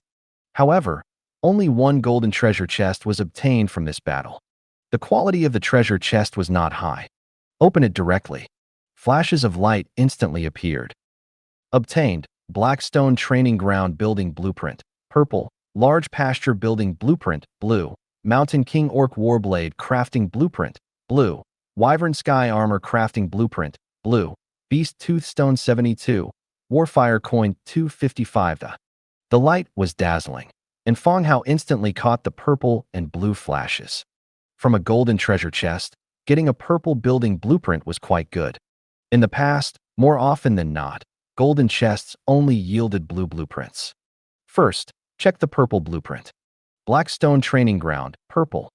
Category, Special Building. Effect, Orcs gain an additional 20% experience in the training ground. Description, Orcs must find victory in adversity and seek hope for the future of their race. Construction required, hardwood 1200, stone bricks 2500, thick tough leather 800, cast iron block 220, metal parts 150, beast tooth 120, perfect essence 5. The attributes of the first blueprint surprised Fang Hao. The Blackstone Training Ground was actually a building that could boost the experience gain of orcs. You know, whether it's heroes or ordinary troops. They all need to accumulate experience through training and learning. Fang Hao remembered seeing a potion before that only increased experience during training by about 20%. This building had already reached the effect of the potion, and it was a racial effect for the group. As long as they patrolled in the training ground, they could get the boost. The only pity was that it had racial requirements and was only effective for orcs. That's fine too. Anya, Ear, Bronze Ox, they are all orcs and can also get a chance to improve. Especially Bronze Ox, who is quite old by orc age. If he doesn't get a chance to break through, I'm afraid it will be even harder in the future. When the time comes, one can be built for Bronze Ox City. He was very satisfied with the first blueprint. Then look at the second blueprint. Large pasture, blue wood 3500, hardwood 1500, stone bricks 2200, cast iron block 350, metal parts 120, natural gem 2. Description, super large pasture with a more suitable environment for raising livestock. The second one was a pasture. A blue blueprint, a bit more advanced than an ordinary pasture. When the time comes, scattered orc villages can engage in animal husbandry. The next two blueprints were both equipment blueprints. Mountain King Orc Warblade, blue hardwood 1, thick tough leather 1, cast iron block 12, metal parts 5.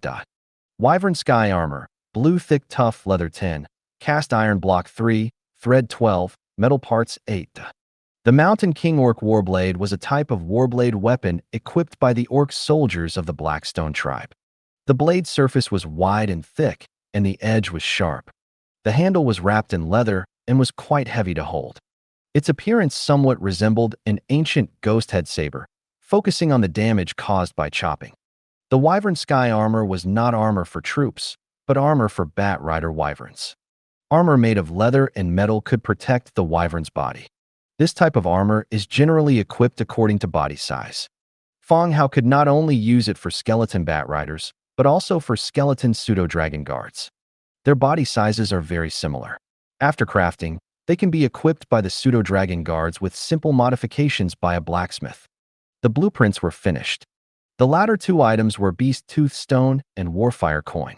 These are rewards that are given whenever a treasure chest is opened. After checking the rewards, Fang Hao had someone put the blueprints into the gold coin boxes as well and ordered them sealed directly. Then they were directly transported to the weaver's camp. When the time comes, he can directly put this money into his storage space. The Minotaurs carried the boxes out and happened to pass Luo Li as they exited the door. Luo Li strode in, wiped the dirt from her face, and said directly, "Lord, Tasco City has begun assembling surrounding troops, and enemy scouts arranged by the enemy have been found around Blackstone City. The black-footed cats were responsible for reconnaissance and continuously sent back information. Enemy scouts had already begun entering the vicinity of Blackstone City for reconnaissance. They obviously already knew the situation here and had begun preparing for battle. Can you confirm the number of enemies?" Fang Hao continued to ask. Luo Li said, "Many scattered teams have appeared and are gathering towards Tasco City from various villages. The number cannot be confirmed yet, but it is definitely greater than that of Blackstone City." "Okay, I understand. Next, the main focus is to scout the enemy army's numbers and the movements of each army," Fang Hao continued. "Yes, Lord," Luo Li responded, shook the water droplets off her rain poncho, and walked out again. Fang Hao took a deep breath. He also walked out of the chief's hall again. Outside, the sky was already dimly lit. The rain was drizzling, much lighter than last night. Also because of this rain, not too many bloodstains were left in this city. Fang Hao walked out of the chief's hall. Arriving outside the city, Flesh Fist had already begun assembling the army. "Lord, the army is assembled and needs sufficient arrows," Flesh Fist said. "Okay, I know. By the way, has Nie returned?" Fang Hao asked while opening the Lord's book. "Not yet," Flesh Fist replied. "Last night, Nie rode the Bone Dragon and took most of the territory's flying units to intercept the Red Dragon. He originally thought the severely injured Red Dragon would be easy to catch and kill. But until now, there had been no news." "Okay, I understand," Fang Hao nodded. He found the page for making arrows and chose to craft. Hundredfold amplification triggered, obtained arrows 1, 0, 10, 0, 0, 0. Hundredfold amplification triggered, obtained thunderbolts 101, 0, 0, 0. Crackle. Large quantities of arrows and thunderbolts appeared out of thin air. The Minotaur warriors nearby immediately directed the skeleton soldiers to start bundling and loading them onto carts. When everything was ready, Fang Hao directly ordered, "Flesh Fist, let's go. Head to Tasco City." "Yes, Lord." Flesh Fist accepted the order, turned around, and issued the command to depart. The army moved out, marching mightily towards Tasco City. In the army, although most were undead troops, a large number of orcs were still interspersed among them to act as scouts and messengers. After the battle last night, the orcs had only rested for about 3 hours, and it was a rainy day, which was a great drain on the physical strength of these living soldiers. Therefore, this battle targeting Tasco City had to be fought and finished quickly, so that the living could have time to rest. The mighty army marched forward, and all the wild beasts along the way avoided them from afar. Avoiding this skeleton army that had suddenly appeared, Fang Hao was smarter this time and didn't ride a horse, but lay on a cart filled with supplies. To avoid his actions being too conspicuous and being targeted for assassination. Although his current body was just a demon puppet, the material of the puppet was the bones of an orange hero. Once damaged, the loss would also be huge. Bang! Luo Li performed a leap of faith, landing directly beside the carriage, startling Fang Hao, who almost threw away the Lord's book in his hand. "Lord, a small orc team has been found ahead, numbering less than 1,000, approaching Tasco City. They are expected to meet us at the intersection ahead, Luo Li said loudly. This was the first time the black-footed cats had accompanied the army in this operation. Luo Li was like she had been injected with adrenaline, still excited after a night of reconnaissance. It was fortunate that Anya was left at the Weaver's camp to protect the real Fang Hao. Otherwise, with one having information and the other fearless, they might have gone directly to Tasco City to assassinate the enemy leader. Hearing Luo Li's report, Fang Hao immediately said, "Azadi, these people are yours. Drive them back." This small team should be a village team heading to Tasco City to assemble. Now that it was daytime, they were leading their team to Tasco City.